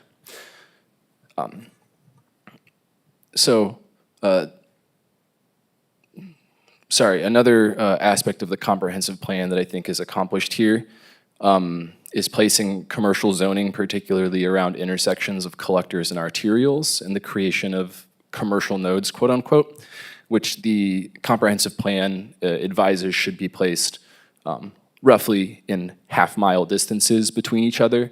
The next commercial node kind of potential spot here would be down farther south, the intersection of Scott and K. And then you go farther north, Vodder School might be your next opportunity for a commercial node here. So there's not a lot of intersections between collectors and arterials in this stretch of Scott, except for this, and then significantly farther north. Again, Scott at this point is classified, or at this segment is classified as a minor arterial, and KK to the east of the roundabout is a neighborhood collector, to the west of it is considered a major collector. So multifamily also, again, allows all residential uses, and it does permit a higher level of density, but also permits flexibility in dwelling unit types that are not afforded in R1 or R2 zoning. Just for the purpose of doing the math, if density were absolutely maxed out here, it would be a maximum of 139 dwelling units, although I would posit this is unlikely to occur. There's parking that you have to put there. There's environmental features that may make it difficult. There's easements you would have to dedicate that you likely would not want to build over. So these are just considerations, but that is the theoretical maximum yield of units with RMF zoning for 8 acres. Also can provide some opportunities for integrated residential densification, which is encouraged by the comp plan in our land use growth priority strategies. And this isn't in a particular neighborhood, and I think that's more of what the comp plan tries to encourage, is having different types of housing in actual neighborhoods, and this is kind of distanced from it, but it ostensibly would feel like it is part of a similar area. And I think it's good to have a mix of housing options in what is presently ubiquitous with R1, or in an area where R1 is presently ubiquitous, excuse me. So policy 1 of livable and sustainable communities, supporting diverse and inclusive housing options, states that the strategy to accomplish this would be to promote homeownership and affordable housing options, and to encourage integrated residential densification via flexibility in dwelling unit options. That is most principally afforded by the RMF zoning district. For policy 2, it does support mixed use. We understand that, with the 10 acres not being developed with mixed use neighborhood, we may not want to over concentrate it with mixed use neighborhood zoning, which for typically doesn't end up being true quote unquote mixed use development. So supplementing that with something that is strictly for residential purposes is believed to be endorsable by this strategy, and it still does place commercial opportunities at this intersection. If there are concerns about traffic, which I imagine people will certainly bring up, and it's warranted, that's something that will be looked at based on what the proposed development is. When we look at permanent zonings or rezonings, we don't want to speculate on what the uses may or may not be, because we don't know, and they have rights to pursue different things. It could be that what they develop does not end up generating 100 trips at a peak hour. It very well could be the case. We won't know until there are building permits that are more or less being requested, or land disturbance permits that are being pursued for development of this site. And typically our threshold for requiring a traffic impact study is if the development on the site generates more than 100 trips at a peak hour. That's informed by the Institute of Traffic Engineers manual that says a certain land use makes a certain number of trips. Additionally, this site is not in the urban service area. I just want to make note of, and we've had conversation about things in the comp plan and how there can potentially be conflicts in areas. I think not being in the urban service area does not inherently discourage annexation. This was the same argument that was made in 2018 for the rezoning, or for the permanent zoning rather, of the MN lot to the south west. It discourages annexations, particularly if it requires city contributions to CIP projects. That's not the case here. The city would not be contributing funds to the sewer extension that is necessary for this site to be served at this time. Impact fees also are to be considered, but this site is not going to be served by the city for any utility except for sewer, which they will pay for the installation and engineering, all of that for. So the largest impact fees or maintenance fees for things would likely be traffic that is driving on the streets around this area. Additionally, this does lie in a Tier 3 growth priority area, and it does require annexation and utility extension. So that is a consideration that can be made more for the annexation of something than permanent zoning strictly, but it's certainly something that needs to be mentioned. So ultimately, staff would posit that this zoning mix would be supported by the comprehensive plan, particularly the livable and sustainable community goals that were mentioned previously, and also is believed to be reasonable with the surrounding zoning contexts. It certainly is not a one-to-one match, but breaking up some of the, or providing more opportunities for different dwelling units is not believed to be an adverse or a negative outcome by permitting multifamily zoning here.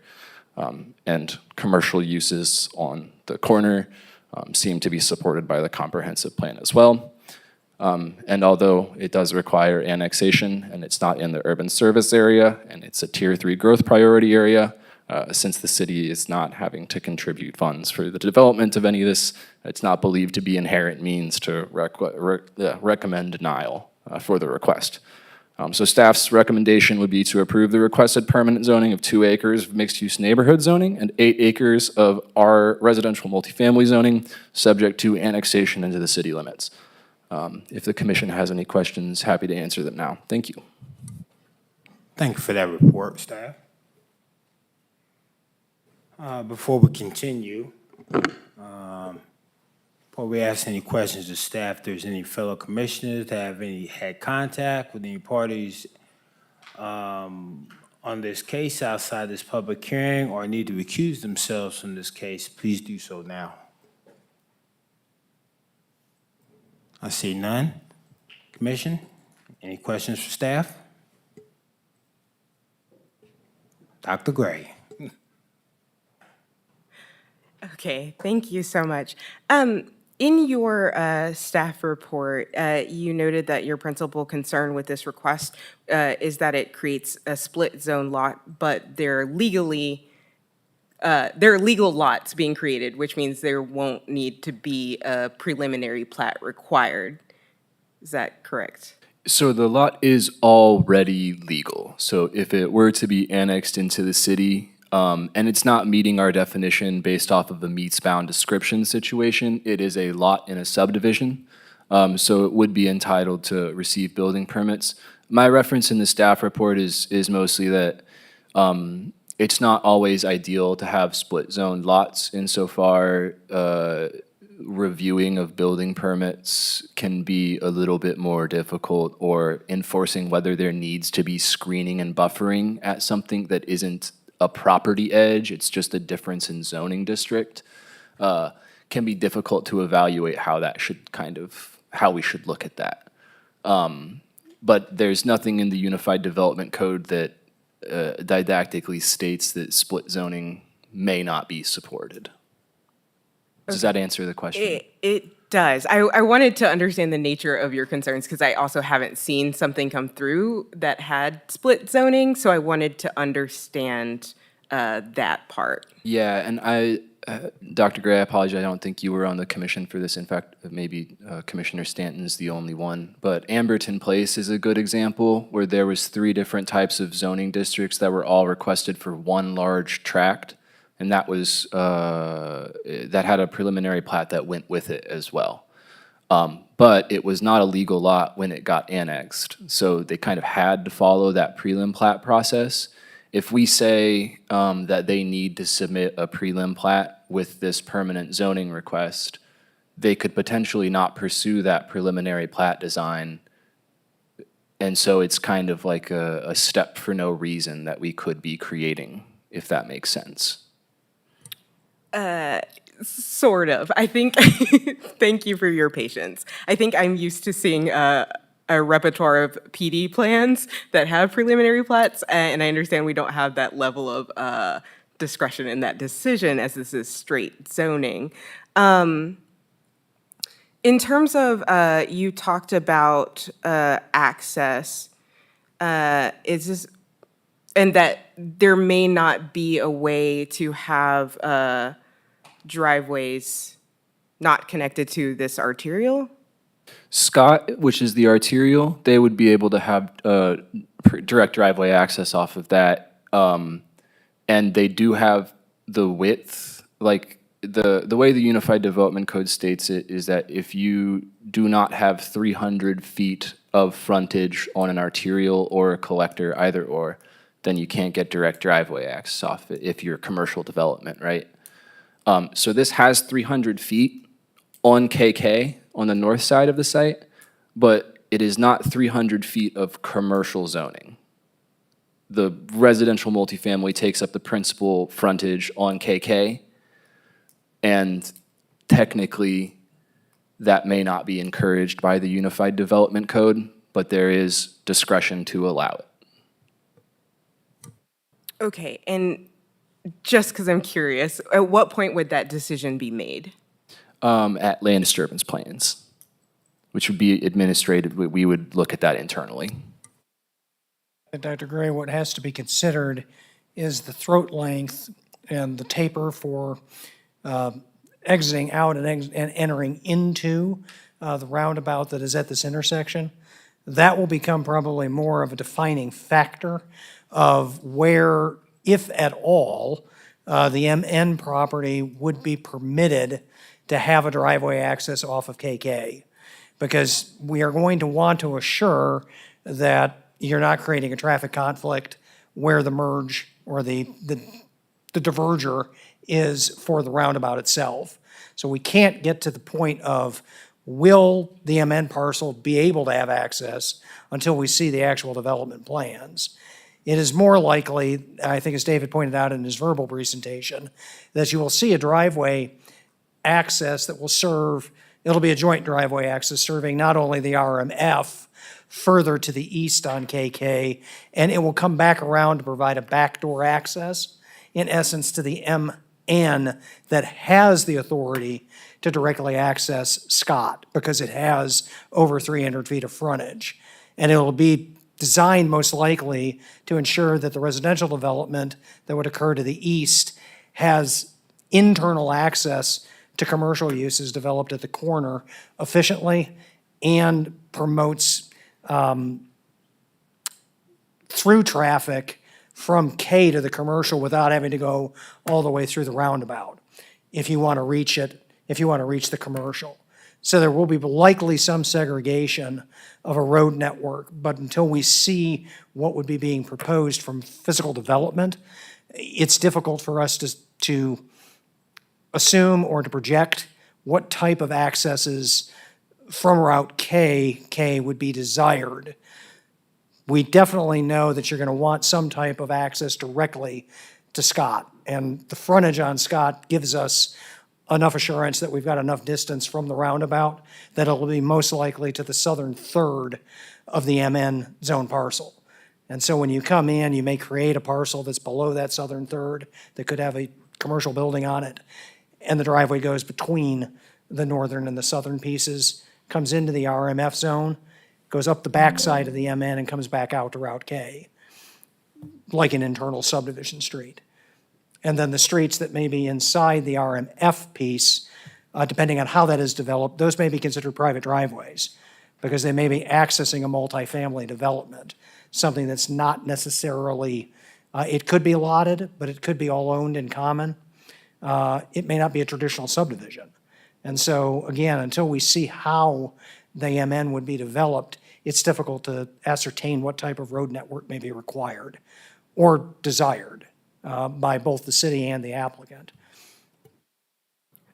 Okay, thank you. I guess I'm trying to understand the adequate access component, and it seems like there is a lot of uncertainty as to what that access could look like, given the lack of preliminary plat.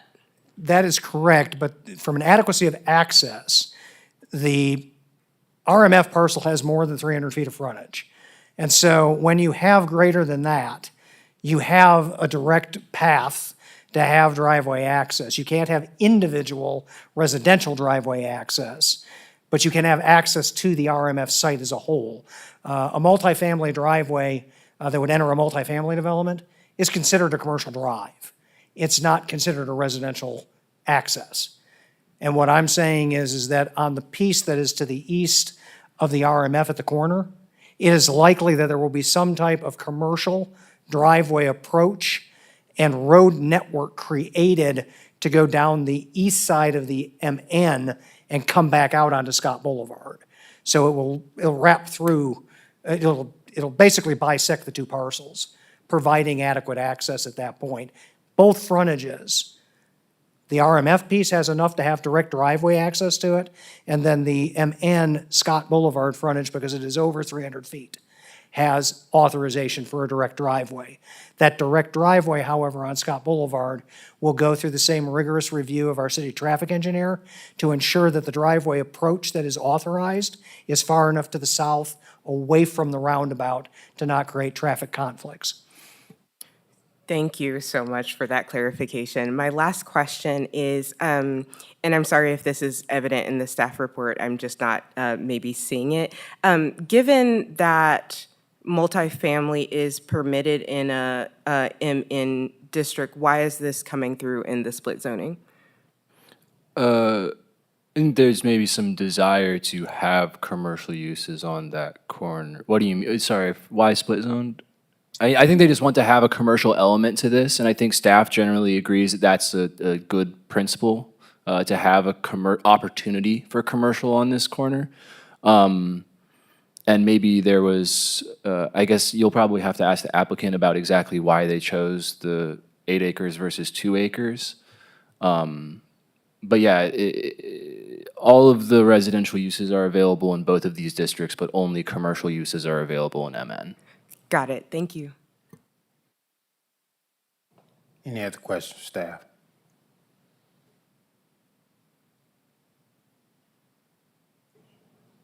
Commissioner Stockton. Okay, I might be completely confused. I'm looking at like a Google Maps versus Google Earth, and it could have been graded. It looks like Google Earth's data is from 2014 maybe, but was there a giant pond or water on this site at one point?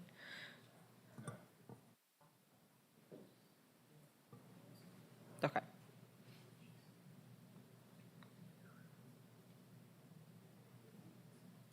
It looks like it might just be a depression now, so it, So if we go here where I have subject site highlighted, you can maybe see some water illustrated on the county zoning map. If we go to our current aerial imagery, it would be just to the, near the corner of the roundabout, and it doesn't appear to be there. okay. Forgive me, I don't live over here, so I don't drive over here every day. Thanks.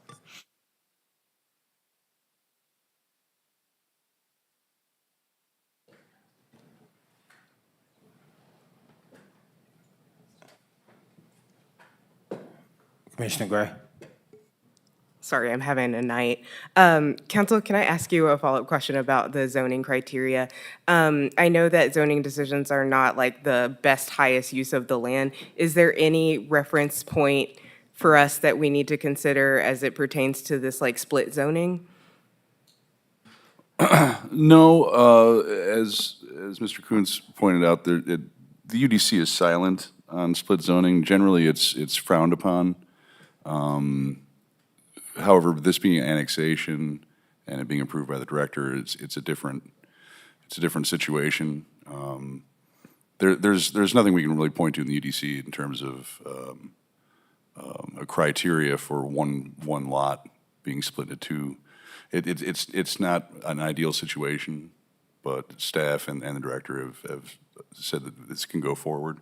So specifically, I don't know specifically if you want to elaborate what guidance you're looking for. I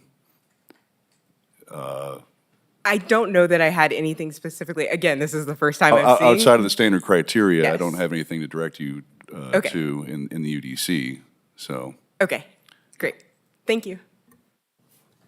I guess the ghost of Ms. Ganway Jones is jumping out, and this is straight zoning. This is what we want. We were trying to get out of the PDs, and this is straight zoning. So that's kind of why I think that's why it is what it is.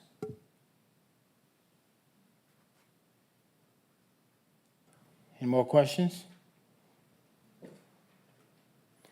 Okay, if there are none, I'm opening up this to public hearing. Good evening, Jake. Would you like to go first?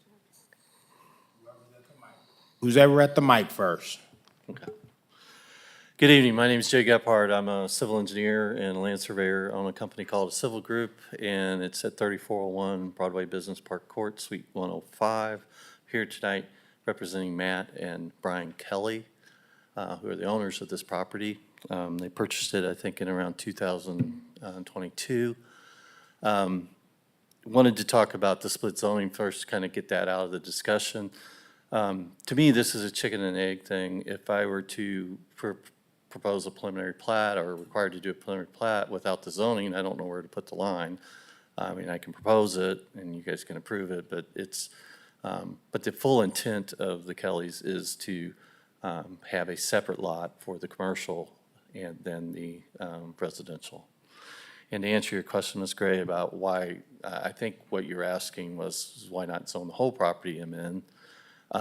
I think all the neighbors in the thing kind of answer that question is that we didn't want to, overstep or do something that be perceived that we're doing in another 10 acres, because we already have 10 acres of commercial at the opposite, just west of this site. So after a lot of discussion with the clients and the city, it was decided that, 2 acres of commercial at the hard corner seemed to make sense, and then to have a transition zoning to a residential on that. I know there's a lot of neighbors here. We had a neighborhood meeting earlier this summer about this, and several things came up at that meeting. Traffic on the Scott Boulevard, apparently there's a large speeding problem there, which is not really surprising since it's a long straight street. And for me, that's more of an enforcement issue than it is, having another 2 acres of commercial here and a multifamily development. There's thousands of acres out Route K, and saying it's going to come this way. So it's going to be a problem that needs to be addressed, but it's not something one developer can address on itself. As far as the comp plan, I think David hit on all of that, and he knows that stuff better than I do. So I'll defer to him on that. As far as what we're trying to do here is like I said, is trying to provide a commercial at the corner and then have a transition to residential as we go down Route KK. The question you asked, Ms. Stockton, about the pond, when I was a kid, there was a pond there. At some point, I think they tore the dam out and removed it. That was several years ago, but I don't know exactly when.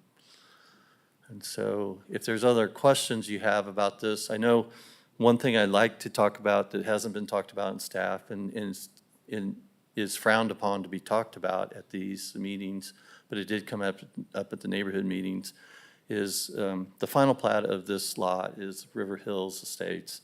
And on that plat, it has a note. And that note says, building restrictions. Homes must be at least 1,100 square feet, no mobile homes or double wides. Any barn must be at least 900 square feet and be of pole barn type construction with colored metal. And it's on the plat, which is unusual. It's not in a HOA. And it doesn't say you can't do commercial. It does say you can't do mobile homes, so you have to assume that, or I assume that if they were trying to restrict things, they would have said no commercial. And it's debatable whether the multifamily would have to be 1,100 square feet, but it's a private matter. It's not something enforced by the city, as you guys know, but I know it may come up tonight. So I just kind of wanted to give you the correct language of what's on the final plat of River Hills Estates. If you have any questions, I'll be happy to answer them. Any questions for the speaker? Going once? Thank you. Thanks, sir. Anyone else speak on this case? State your name, address. Yes. My name is... Before you get started. 6 minutes for organizations, 3 minutes for individuals. Yes, sir. State your name and address, please. Thank you. Yes, my name is Chris Light, L-I-G-H-T, and I live at 4606 Villawood Court, which is in the Thornbrook neighborhood, which is directly to the west of this, looking at the map, slightly north, just down the street. So, Dr. Gray, I heard mention a few times, and I'm sorry I'm not versed in the comprehensive plan. Clearly, I should take a look at that. It seems to be an important document. But there's a couple of things that seem to be very cognitively dissonant about just the few number of cases I heard this evening. So I've heard the word sprawl, which this clearly to me seems like sprawl. And I heard similar topography, which this is not similar topography to anything in the area. So everything in the area is a single-family dwelling. These are not single-family dwellings. Yes, there's commercial there, a daycare center. Maybe they'll put a barber shop in. That was a joke. Sorry, trying to lighten the mood a little bit. Okay, so, and again, apologies, I'm not familiar with I spent my entire life in the military, so this is my first ever engagement with city government. So, okay, so number of concerns with this.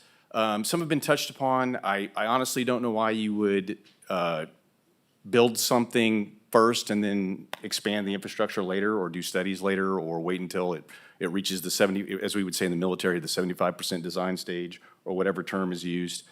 You can already see on Scott Boulevard, it is dual lane past a certain point, but that is around J. Dix Parks, if anyone's familiar with that, the MKT Trail area.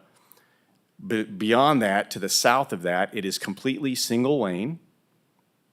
And if you go there, because I do live there, and you take your kid to school at 8 o'clock, or you go to work, you can wait in the half-mile backup, which you can probably see with all the newly installed flock cameras, around the turnabout that's right there by the new pickleball pizza place they built. Trailhead. Thank you. So those issues exist, and thank you. I'm the one that called per the staff report. That was me. So David provided a lot of good information. Yes, water is a concern. I guess using Occam's razor, one of the things that I'm concerned about is why would you annex something that's already part of the county, is going to be serviced by the county, with the exception of sewer, let it be in the county. Don't annex it. In fact, I would make the argument that when you annex the property to the west of it, that probably shouldn't have been annexed either. So it's outside the city limits. Why are you trying to incorporate it into the city when you already have all these utility constraints, traffic constraints, and frankly, it's not defined as to what so 139 additional units, and there's no positive in that for me as a resident of that neighborhood. Zero. Thank you. Any questions for the speaker? Dr. Gray, sir. Hi, thank you so much, and welcome to municipal government. So this is a zoning decision? We don't make decisions about annexation? And I knew that. The annexation decision I knew would be city council, but. Sure. So. And I just wanted to be clear about what your concerns were specifically with the zoning. So there's so there's a bunch from the zoning perspective. Number one, it's why isn't it being zoned like every other area around it? R1, if you're going to zone it. Number two, if we're talking utilities and things like infrastructure. So you've asked a lot of questions tonight about access, roadways. So that you can see the curve in that road, which is pretty dramatic. The speed limit on that road's 50. There are no shoulders on that road.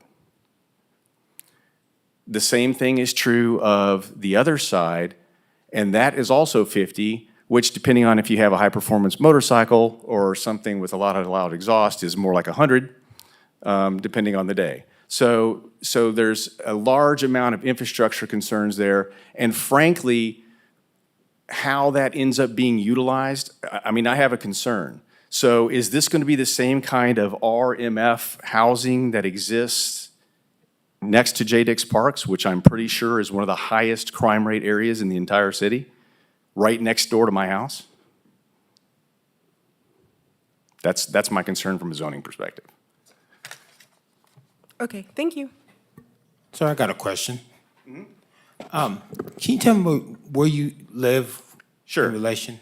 Yes, so basically, if you just walk down a street, straight to the west, you're not gonna probably see it on something this blown up, but it is essentially right there. So you see where KK runs down? Right there. That's, if you, right there, up, now to the left, right there, stop. A little bit more this way, and there it is. So what, quarter mile, less than a quarter mile? Okay, thank you.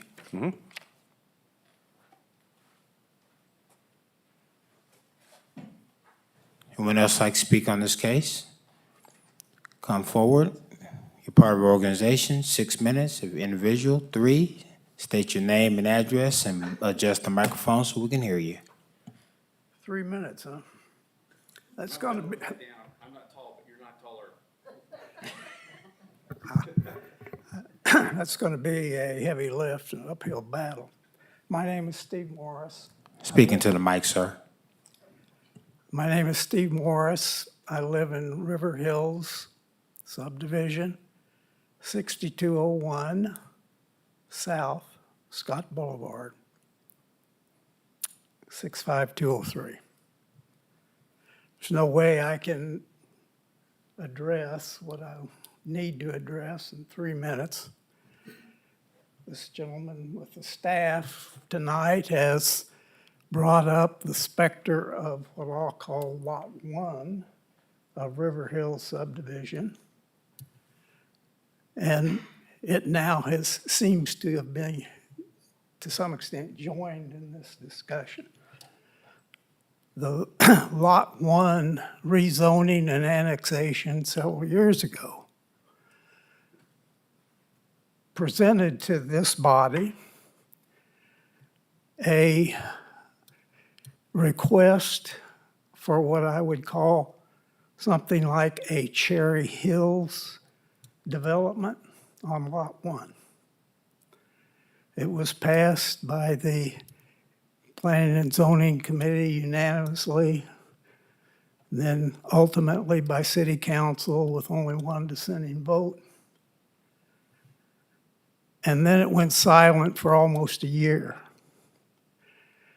When it came back again,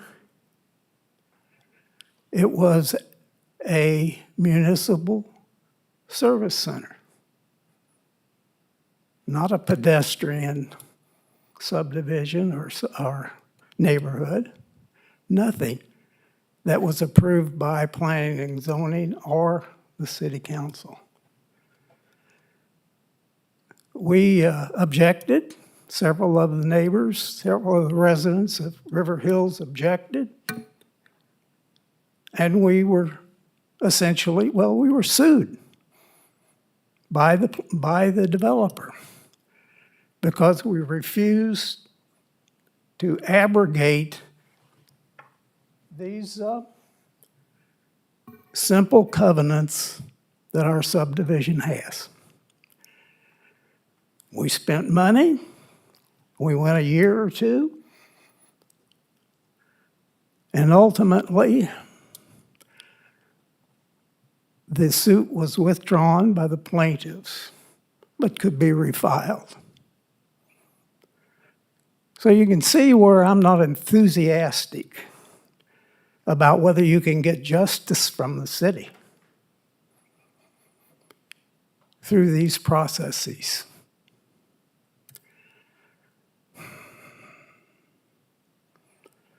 And I see my 3 minutes is almost up. I haven't talked at all about Lot 9 of River Hills subdivision. Incidentally, River Hills subdivision was platted and deeded to or filed in the Recorder of Deeds on August 26, 1976. Next Wednesday will be our 50th anniversary. My wife and I have lived there for 47 years. Lot 9 that you're talking about tonight was one of the first houses, if not the first house, built in River Hills. It has had 3 families over those 50 years, all good neighbors. When the third family had serious health problems and had to sell, a developer snatched it up and decided here is a good place to develop. Never mind that River Hills subdivision already existed and had for 50 years. Never mind that the residents of River Hills was opposed to this kind of development in our subdivision. Yeah, can we give a closing statement, sir? Pardon? Can you give me a closing statement? Yes. I put my glasses on. If what's been proposed by these developers is successful, it would represent a dramatic and adverse change to the very fabric of River Hill subdivision. It would be an extreme conflict with its current zoning and restrictive covenants. Consequently, my wife and I, and all of our neighbors that we've talked to,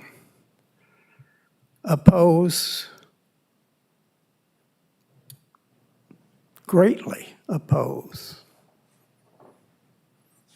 the rezoning and ultimate annexation of this subdivision. Thank you, sir. You're gonna get me in trouble because the lights is blaring up here, and I gotta stay. I gotta stay with the rules of the game. Well, yeah, But yes, it's a hold very- on just a second. I'll simply say it's a very fair process. Mr. Commissioner, Gebhardt are there can any talk for 30 questions for minutes. this speaker? Any questions for the speaker? I have one. Mrs. Denner, it's city policy that we don't honor private covenants on land. Is that correct? Correct. We don't enforce Okay. private covenants. We don't enforce private And covenants. that is why Mr. Gebhardt did Nor- make the statement that it is a private matter. And I'm sorry, nor can we, because the city is not party to those covenants. Those are private covenants. City's not a party to them, can't enter or decide any of those private covenants. So So as a only matter we- of law and as a matter of policy. So the only recourse is like a civil matter, right? Like a Generally, private yes. matter, right? Correct. Okay. And I'd like to say something. This is a statement. Got 3 minutes. I'm the chair, sir. Well, to that statement, thank God, because there's covenants that wouldn't allow my ancestors or myself to be on that land. And if we enforce those covenants, there'd probably be a lot of development that wouldn't happen. So that's the position of the city, and that's a civil matter that can be taken up, suing of different parties. So my commissioners have any other questions, comments? Is there anybody else that'd like to speak on this case? Come forward, state your name, address, 3 minutes for individuals, 6 for organizations, and adjust the mic so we can hear you. Hello, good evening. I'm Travis Harvey. I live at 5807 Abington Court, and I'm opposed to this zoning. Just kind of like what you said, it is about traffic. During rush hour, when people are coming home from work, rather picking up their kids from that daycare or the elementary school, it's just going to be congested. That, and then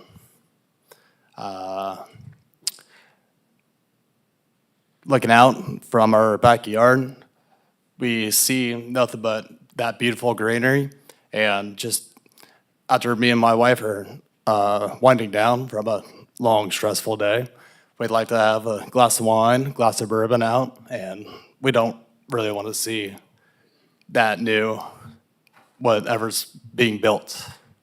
I mean, that's pretty much all I've got. Any questions? Any questions for the speaker? Thanks, sir. Anyone else like to speak on this case? Come forward, state your name and address. Just the microphone so we can hear you.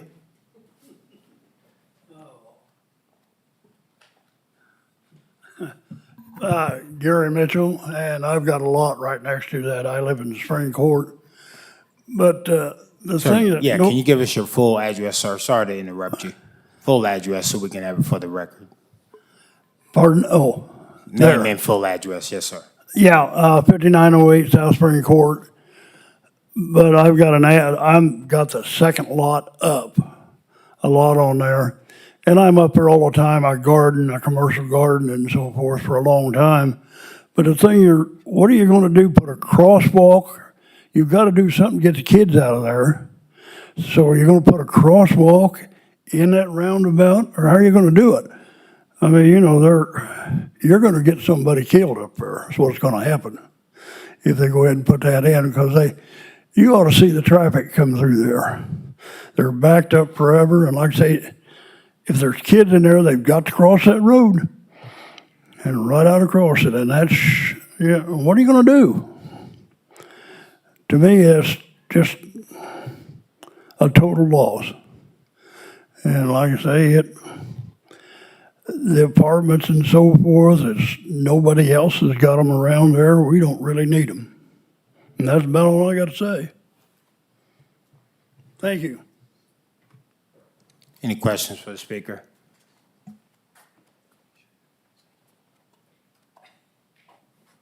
Anyone else like to speak on this case? Come forward, name, full address. I just want to ask a question. Name, full address, and adjust the mic. Thank you, sir. Kurt Branson, 5813 Abington Court, right across the way. We look out our back window to this lot. The private right is extremely interesting. I didn't know about that until the thing going on with the subdivision covenants until tonight. Major concern really is the density issue with the RMF zoning and what it would allow potentially. You guys spoke that it would go to potentially up to 139. Get that it may not be possible based on logistics, procedure, and what Mr. Gephardt would be able to put onto a plat. So I get all that. But if that's in there, it's expansive. And right now, like everyone's talked about, tonight was Meet the Teacher night at Beulah Ralph, and it was busy. And I got there at 5:30, and it had started at 4. We have 2 daughters that have went to that daycare right at the top of the subdivision. It's been wonderful. It's been a godsend. It's 30 seconds from our driveway, so I get that. That lot that's to the north of the subdivision that talks about a 5,000 square foot commercial building on it, I don't know if that's actually possible to go there based on the way the drive goes in there and the steep and slope of that hill. But it is zoned that way, and I get that. But again, I mean, my major concern is what the potential density would do to this. And I know that this is a zoning issue and you don't consider traffic studies and things like that at this point. But I think if you're looking to make this a high-density area, that has to be taken into consideration. You know, it talks about in the plan a greater level of residential density around the existing institutional uses being Beulah Ralph. There's kids in the area that are now going to Eagle Bluffs School, so I don't know what the future schooling districts would go and where they would go, but they won't be going to Beulah Ralph probably. When they were talking about changing the school districts, they were potentially going to move us, even though I could basically throw a baseball into the, Beulah Ralph parking lot. Again, that's not here. That's a separate issue. But again, my concern is how much traffic's going through there. If it was meant to be more R1, which is everywhere around this area, that would make more sense. Or an R2, that even has a little bit more density. But going to the full, RMF subdivision, zoning plan seems like a large stretch for this area. The other issue I don't truly understand, I know there's commercial around it, and there's the MN to the west of it right now, and that's already been done, but nothing's been developed since 2018, is there really a need or a necessity for a commercial purpose on the other side of this roundabout adjacent from the school district? It's kind of a country backwoods area back there, and we can get 3 or 4 minutes to the gas station up the road. Dollar General is down on K, and so I'm just not sure I understand the need for the commercial part of it. Again, not opposed to residential part of it, but it's more the density and what that could bring to this area. So, thank you all. Any questions for the speaker? Thanks, sir. Thank you. Anyone else like to speak on this case? Come forward, name and address, and adjust the mic so we can hear you. My name is Linda Coates, 5901 South River Hills Road, Columbia 65203. My father-in-law developed River Hills Estates in 1976 into 10-acre tracts with the intent of keeping the neighborhood as a rural area. He did put these covenants, restrictive covenants that were mentioned on each lot in this neighborhood. One house on 10 acres, and everybody who bought those lots, I think bought them because they wanted the restrictions and they wanted the protection to protect their property. So my attorney says written building restrictions are put there for a purpose. So they should be acknowledged and they should be kept as they originally were. Thank you. Any questions for the speaker? Thank you, ma'am. Thank you. Anyone else like to speak on this case? Going once, going twice, 3 times. Closing public hearing. Commissioners? Dr. Gray. Steph, I have a follow-up question for you. In terms of the potential density of this area, or for the RMF,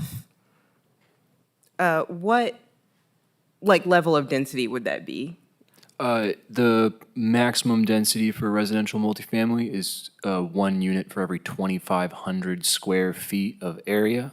That roughly comes out to around 17 units per acre. Thank you. And what about for MN? There is not a density restriction for MN or any of the mixed-use zoning districts for dwelling units. Great. Thank you.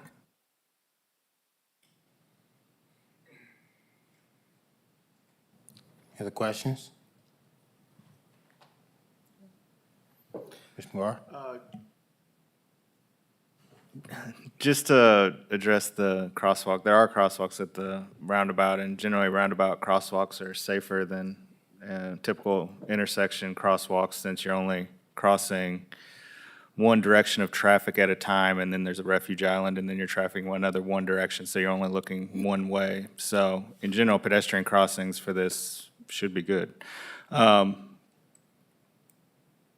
Another thing, just a statement, kind of just, it's interesting to me, this is like the area, everybody wants to be here, the Wyndham Ridge, the Thornbrook, it's always been a very popular area. And that's why there's a lot of development out here, and it's just a matter of time as it moves south on Scott Boulevard. It's just a natural course of action. Unfortunately, the city services in this area are terrible, there's parks, there's still a lot of sensitive features in this area. It's not really prime for development, but it's where everybody wants to be. As we saw in the last case that's not too far from here, there was only 82 units available of capacity, which is like nothing for, so the sewer is a real issue out here, and it's why it hasn't developed faster, as a matter of fact, I believe. So I like the idea. I mean, in general, as a long-term planning principle, this is a node. It's a giant roundabout right there. There's a school there. There's already some commercial development. It seems like a good spot. I concur with staff's thoughts and recommendation on this, so I'll be recommending approval. Dr. Gray? Thank you. Thank you so much to staff and my fellow commissioners for your patience as I attempt to understand all of the different parts of this. I hope that we did not, fellow commissioners, misinterpret my line of questioning as more than curiosity. It is not concerned. I'm not concerned about this. Broadly speaking, it seems like, one, it comports with multiple policies outlined in the comprehensive plan, that there is adequate access utility infrastructure. I understand some of the concerns that are articulated by the neighbors around density and safety. However, I am not able to see in the future, and I don't generally associate a lack of safety with residential multifamily neighborhoods.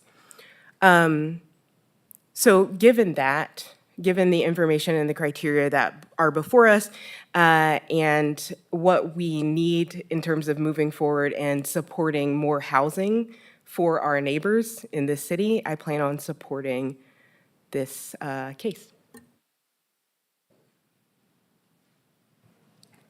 Commissioners?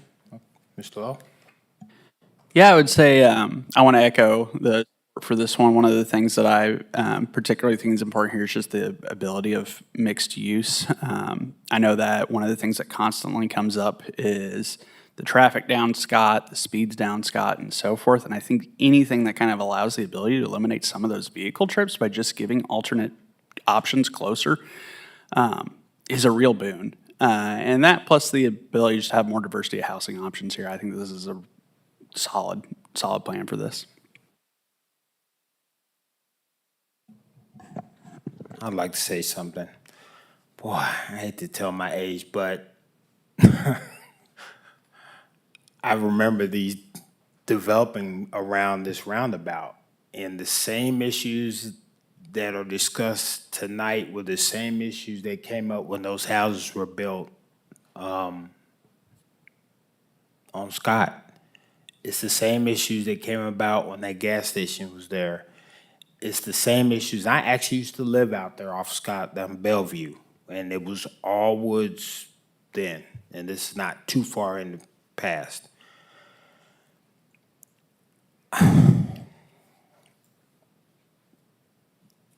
Growth happens, and this roundabout is based on a comprehensive plan. We want to have things built around the roundabout close that are services, and we don't know what's going to be built there. What we're voting on this situation is the zoning. And we don't know what the engineers or the developers will come up with right then. They're going to have to jump all the hoops the city has and all the concerns and all the right-of-ways and all the entries and easements and egresses and all that stuff. And they have to build to what the market will stand. It's a lot of ifs. And what we're really discussing on this case right now is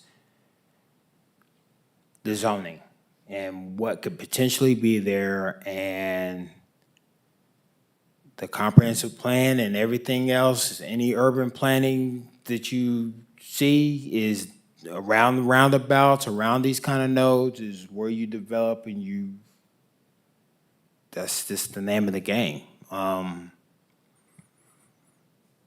So I plan to support it purely technically. I understand all the concerns. Like I said, I used to live out here, but technically, it's sound.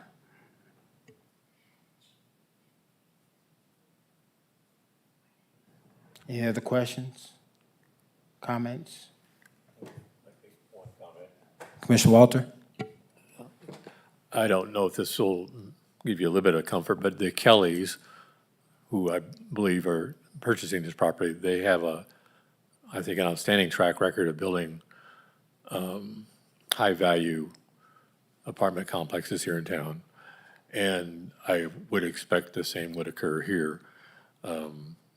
For a couple of examples, are along Forum Boulevard between Nifong and Green Meadows is a project of theirs. There's a project along Green Meadows Extended between Providence and Walmart. That's their property.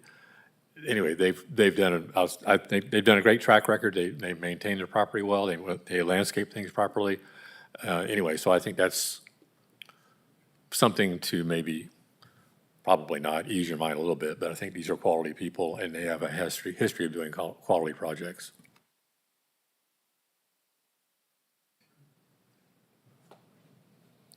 Commissioner Dar? I forgot to mention last time, but just to address the comment earlier about why don't we just leave it in the county? And I think it was in 97 or 98, there was a policy resolution that the city council adopted that requires annexation if you want to be served by city sewer. So there's really no option unless we change the ordinance. Or the policy, that is. Mr. Chair, Mr. Secretary, do you have something to say? I was going to make a motion if we're ready. I would entertain a motion, sir. I'll make a motion to approve the requested permanent zoning of 2 acres of MN and 8 acres of RMF, subject to annexation into city limits. Second? It's been moved and properly seconded. Any discussion on the motion? I see none. Mr. Secretary? Commissioner Gray, Yes. Commissioner Lowe, Yes. Commissioner Stanton, Yes. Commissioner Stockton, No. Commissioner Walters. Yes. My vote is yes. Commissioner Dar. Yes. Motion carries. Recommendation will be forwarded to City Council.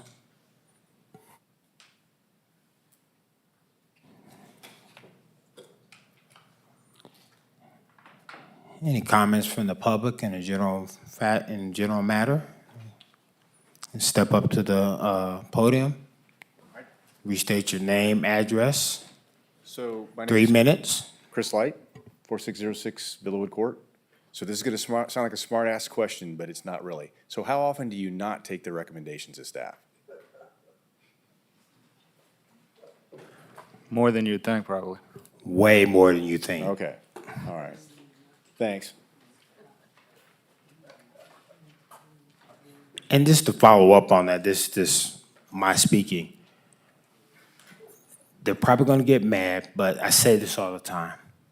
These are nerds, eggheads that spent 10 years of their life in school to discuss and learn about urban planning and development, studying the development of civilization since the beginning of man. So when they put all that academia in motion, I have to consider it. I have to. It's just like a doctor. It's just like a nurse. It's like an engineer. You have to have some weight to what they're saying, and they're not just pulling recommendations and stuff out of their behind. So we do go against them quite often. And so, but that's their job. They've went to school. I mean, there's not anybody on the staff that probably doesn't have a master's degree in urban planning and how to design streets, houses, and infrastructure. I got you. So that's what we are. I'm a retired captain in the Navy. I spent 35 years in the military. Experts inform, leaders decide. Right? So that's why I'm asking the question. Thank you. Any other questions or, comments from the public in a general manner?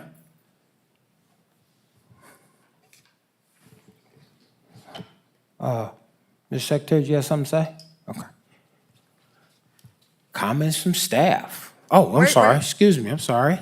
D. Dockin, 804 Aiken Street. I just wanted to, I think that first thing that went through, well, it's okay. But the other alternative was not to bulldoze the whole area and put a lot of houses on it. It would be to, as I said in my first comments, cluster development and conservation subdivisions, which I hope will be part of policy in the future. That way you can disturb the land. People can still live there, still own the land, but disturb it less. And you could probably still charge a bunch for it. You could put a gate up. Thank you. Thank you. And that is true. There's something called low-impact development, and it's a good concept, but I'm sure they looked at that, but that can't work in all places. But it is something that we should definitely use more of. Commissioner Stockton? I was just going to speak to my no a little bit, and to your question, and we've talked about this before up here, but, they're running the stats and the data and looking at it comprehensively, but that's why we exist. So otherwise it would be just a formulaic thing coming from the same body of minds, and that's why we circulate. We're always representative of the population. And so you coming here and just vocalizing that, we are trusting that, but we're also using the data. I'm seeing people in suburban areas, rural areas. This is kind of an interesting nexus of town. And this is happening elsewhere on the north side too. So I think it's something that is going to be a through line in decisions that we're going to see again and again. So you coming up and vocalizing, I think will have a broader effect. And I don't think it's done here tonight. There's also city council coming too. So you can go speak at that. Okay, sounds good. Any other comments? Comments from staff. Do you have something to say to us this evening? From the Egghead Corps, we'll tell you that you have a meeting on September 10th. And as you noticed this evening, there was not a standard 5:30 work session.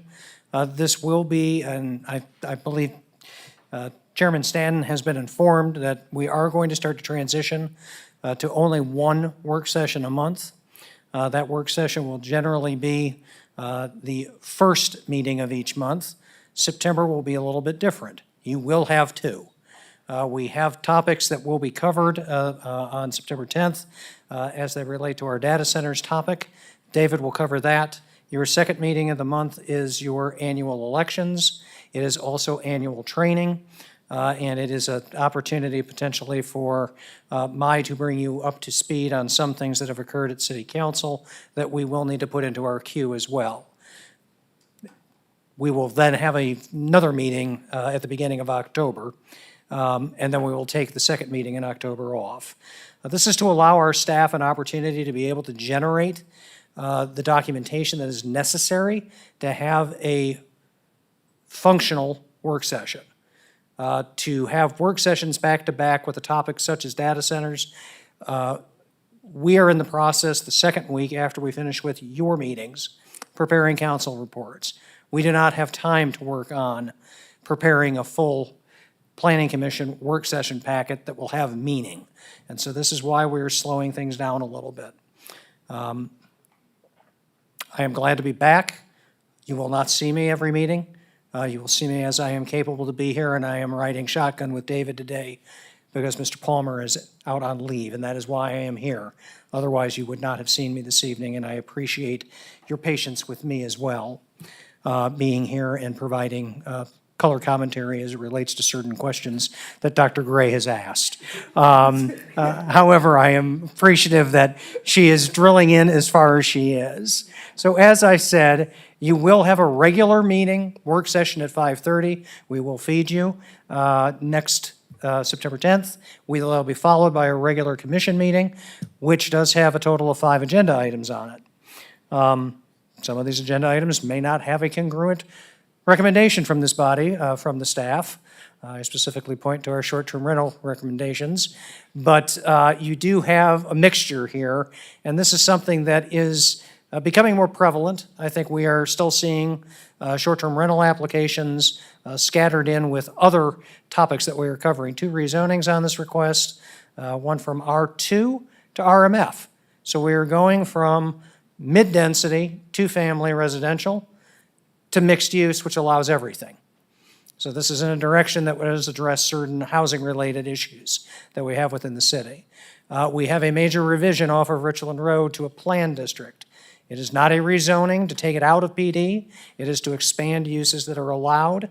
This happens to be an assisted living facility, and they are adding some additional services to the actual site, so that is why it is a major revision.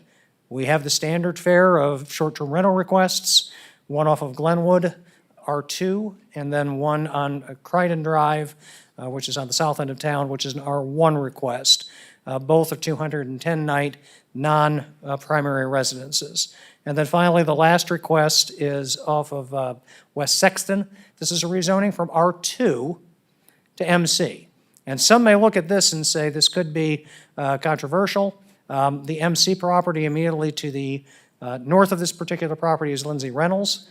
The property that is R2 zone today has been being used as a semi-commercial use, and that is the crux of the issue. They're trying to get compliance on the R2 property to the MC by rezoning to MC, and the MC immediately adjacent is significantly more intense. However, there is residential development further to the south of these properties, and that will become part of what the discussion is. So as it relates to where we have our parcels, as we do, here are the maps, so you get a little bit of a graphic representation.